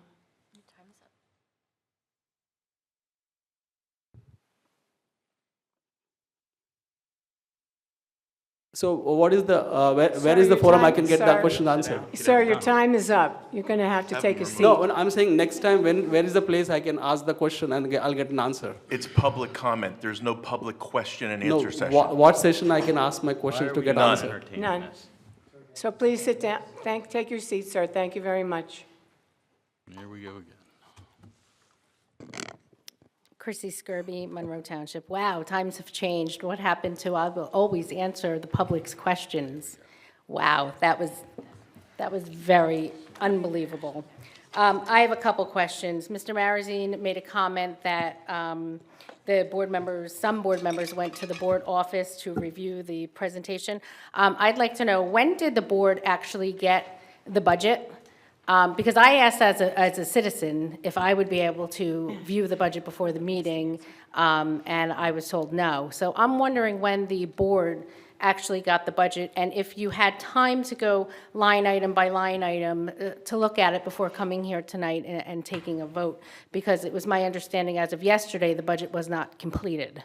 That's one of my questions. The other question I have, which is very alarming, as the former board president who was part of the negotiations for the teacher's contract, to hear that we have not even begun negotiations on a contract that ends June 30th, and we've decided, who decided on the 3.5%? If the negotiations committee are the board is the one who has the contract with the teachers union. It is up to the board how much money they want to negotiate with the MTEA. It is not up to the administration. I'd like to know, was the negotiations committee, I don't even know who the negotiations committee is, we've never heard that there was one formed. But did the negotiations committee have any say in what was being put into the budget? And how come no board members came here with any questions on the budget? $12 million increase from last year, and nobody had any meaningful questions? What kind of fiscal responsibility is that? You have residents coming up here asking questions that you should have asked. And in terms of going to Trenton and advocating, yes, everybody should be going, quite honestly. Ms. Allen, you should be going. Dr. Lehman, you should be going. Every board member should be going and testifying. But when you go and testify, you have to be careful that what you're saying is accurate. And I listened to Ms. Forst's testimony, and yes, we do need more funding. Can we afford kindergarten? Obviously we can, it's in the budget. So to say we can't afford kindergarten and then we're affording it isn't accurate to our state legislators. And to say that the senior tax freeze is hurting our state funding, one has nothing to do with the other. The senior citizens in our town that get the senior tax freeze, they pay their entire tax bill. That comes into the municipality. Then they apply through the state, through another program that has nothing to do with state funding, and they get reimbursed for the difference in their tax increase. That does not affect our state aid. So to go and say things to our legislators that is not accurate and not true, we have to be careful, because basically what I heard watching the testimony was, we can afford it, but we just want more. To use personal stories when you're going to testify in Trenton, that your child has to work and therefore doesn't have the money to afford daycare, so we should have full-day kindergarten, that's not a reason to bring full-day kindergarten to Monroe. The reason is educational reasons. Full-day kindergarten is not daycare. When we go to Trenton, somebody should be looking at what our elected officials in Monroe Township are going to say. It has to reflect the truth. Those are my comments. I'd like answers to my questions about when did the board get the budget and about the contract. Your time is up, Ms. Skirby. Dr. Lehman, were you going to answer when the board got the budget? I'll answer. So we presented the budget to the board members on Monday. They came in, they had an opportunity to ask and answer quite a few questions. We continue to compile the budget documents. The budget itself was completed, so we were manually creating these documents that everybody sees and double checking. And the breakout document, the one that you saw, was emailed to them earlier this afternoon. In terms of posting documents to the web for the public, we posted it at 6:15, right as soon as we began the meeting, and that was consistent with what we've done in the past years. I actually went back and looked, and I can actually highlight. So for 25-26, we moved the public portion we moved these documents to the public portion after we presented. For the 24-25 budget, we posted these documents on the web the following day, and for the 23-24 budget, we posted them for public view during the meeting. So in terms of us completing them, we got these finalized documents done earlier this morning, and we provided the in-depth detail, which we discussed much of the detail when we had the board members in with us. So. Only the ones that came. And just for the record, in previous years, the board got the budget. Ms. Kirby, there's no more questions. Your time is up. Thank you. The board got the budget a week before it was presented, not the day of. So board members should actually have a Okay, thank you a very problem with much. that. Thank you for your comments. Thank you.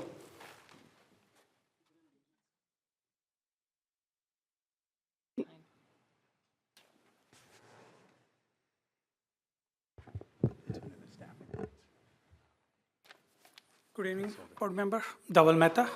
As I was asking the question earlier, and I'm not sure, as mentioned, that it's a public forum, it's not question and answer session. I have just a question regarding the Diwali holiday. Like in Hindu calendar, we consider Diwali as 5 days, and we celebrate for 5 days. And I understand like Diwali is falling on Sunday, and that's why the holiday is not given. Is there any consideration to give the holiday on Monday, like we celebrate for 5 days? And if not, the question is why even it is not mentioned as a holiday on Sunday on the calendar? Yeah, we definitely, if it's not on there, and I believe I thought we were adding, and I knew we added a couple other holidays, we will certainly add that as the Sunday holiday.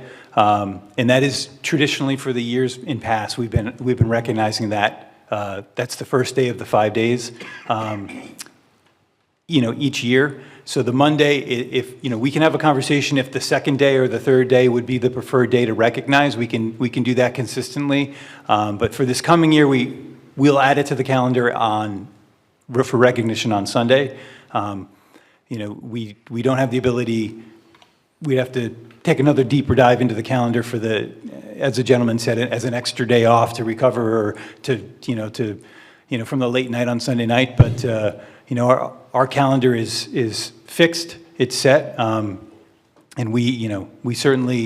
I would certainly gladly add it on Sunday for recognition. But if we want to have a conversation about is it better to consistently recognize the second day as opposed to the first day, moving forward, whatever day is appropriate. And if the first day is the preferred day, then we can keep that as well. Yeah, no, first day is definitely the preferred day, Okay. right? Because Diwali is the main festival, though we thought we celebrate for 5 days. Yeah. Then if it's falling on the weekend, can it be considered like giving on Friday or Monday?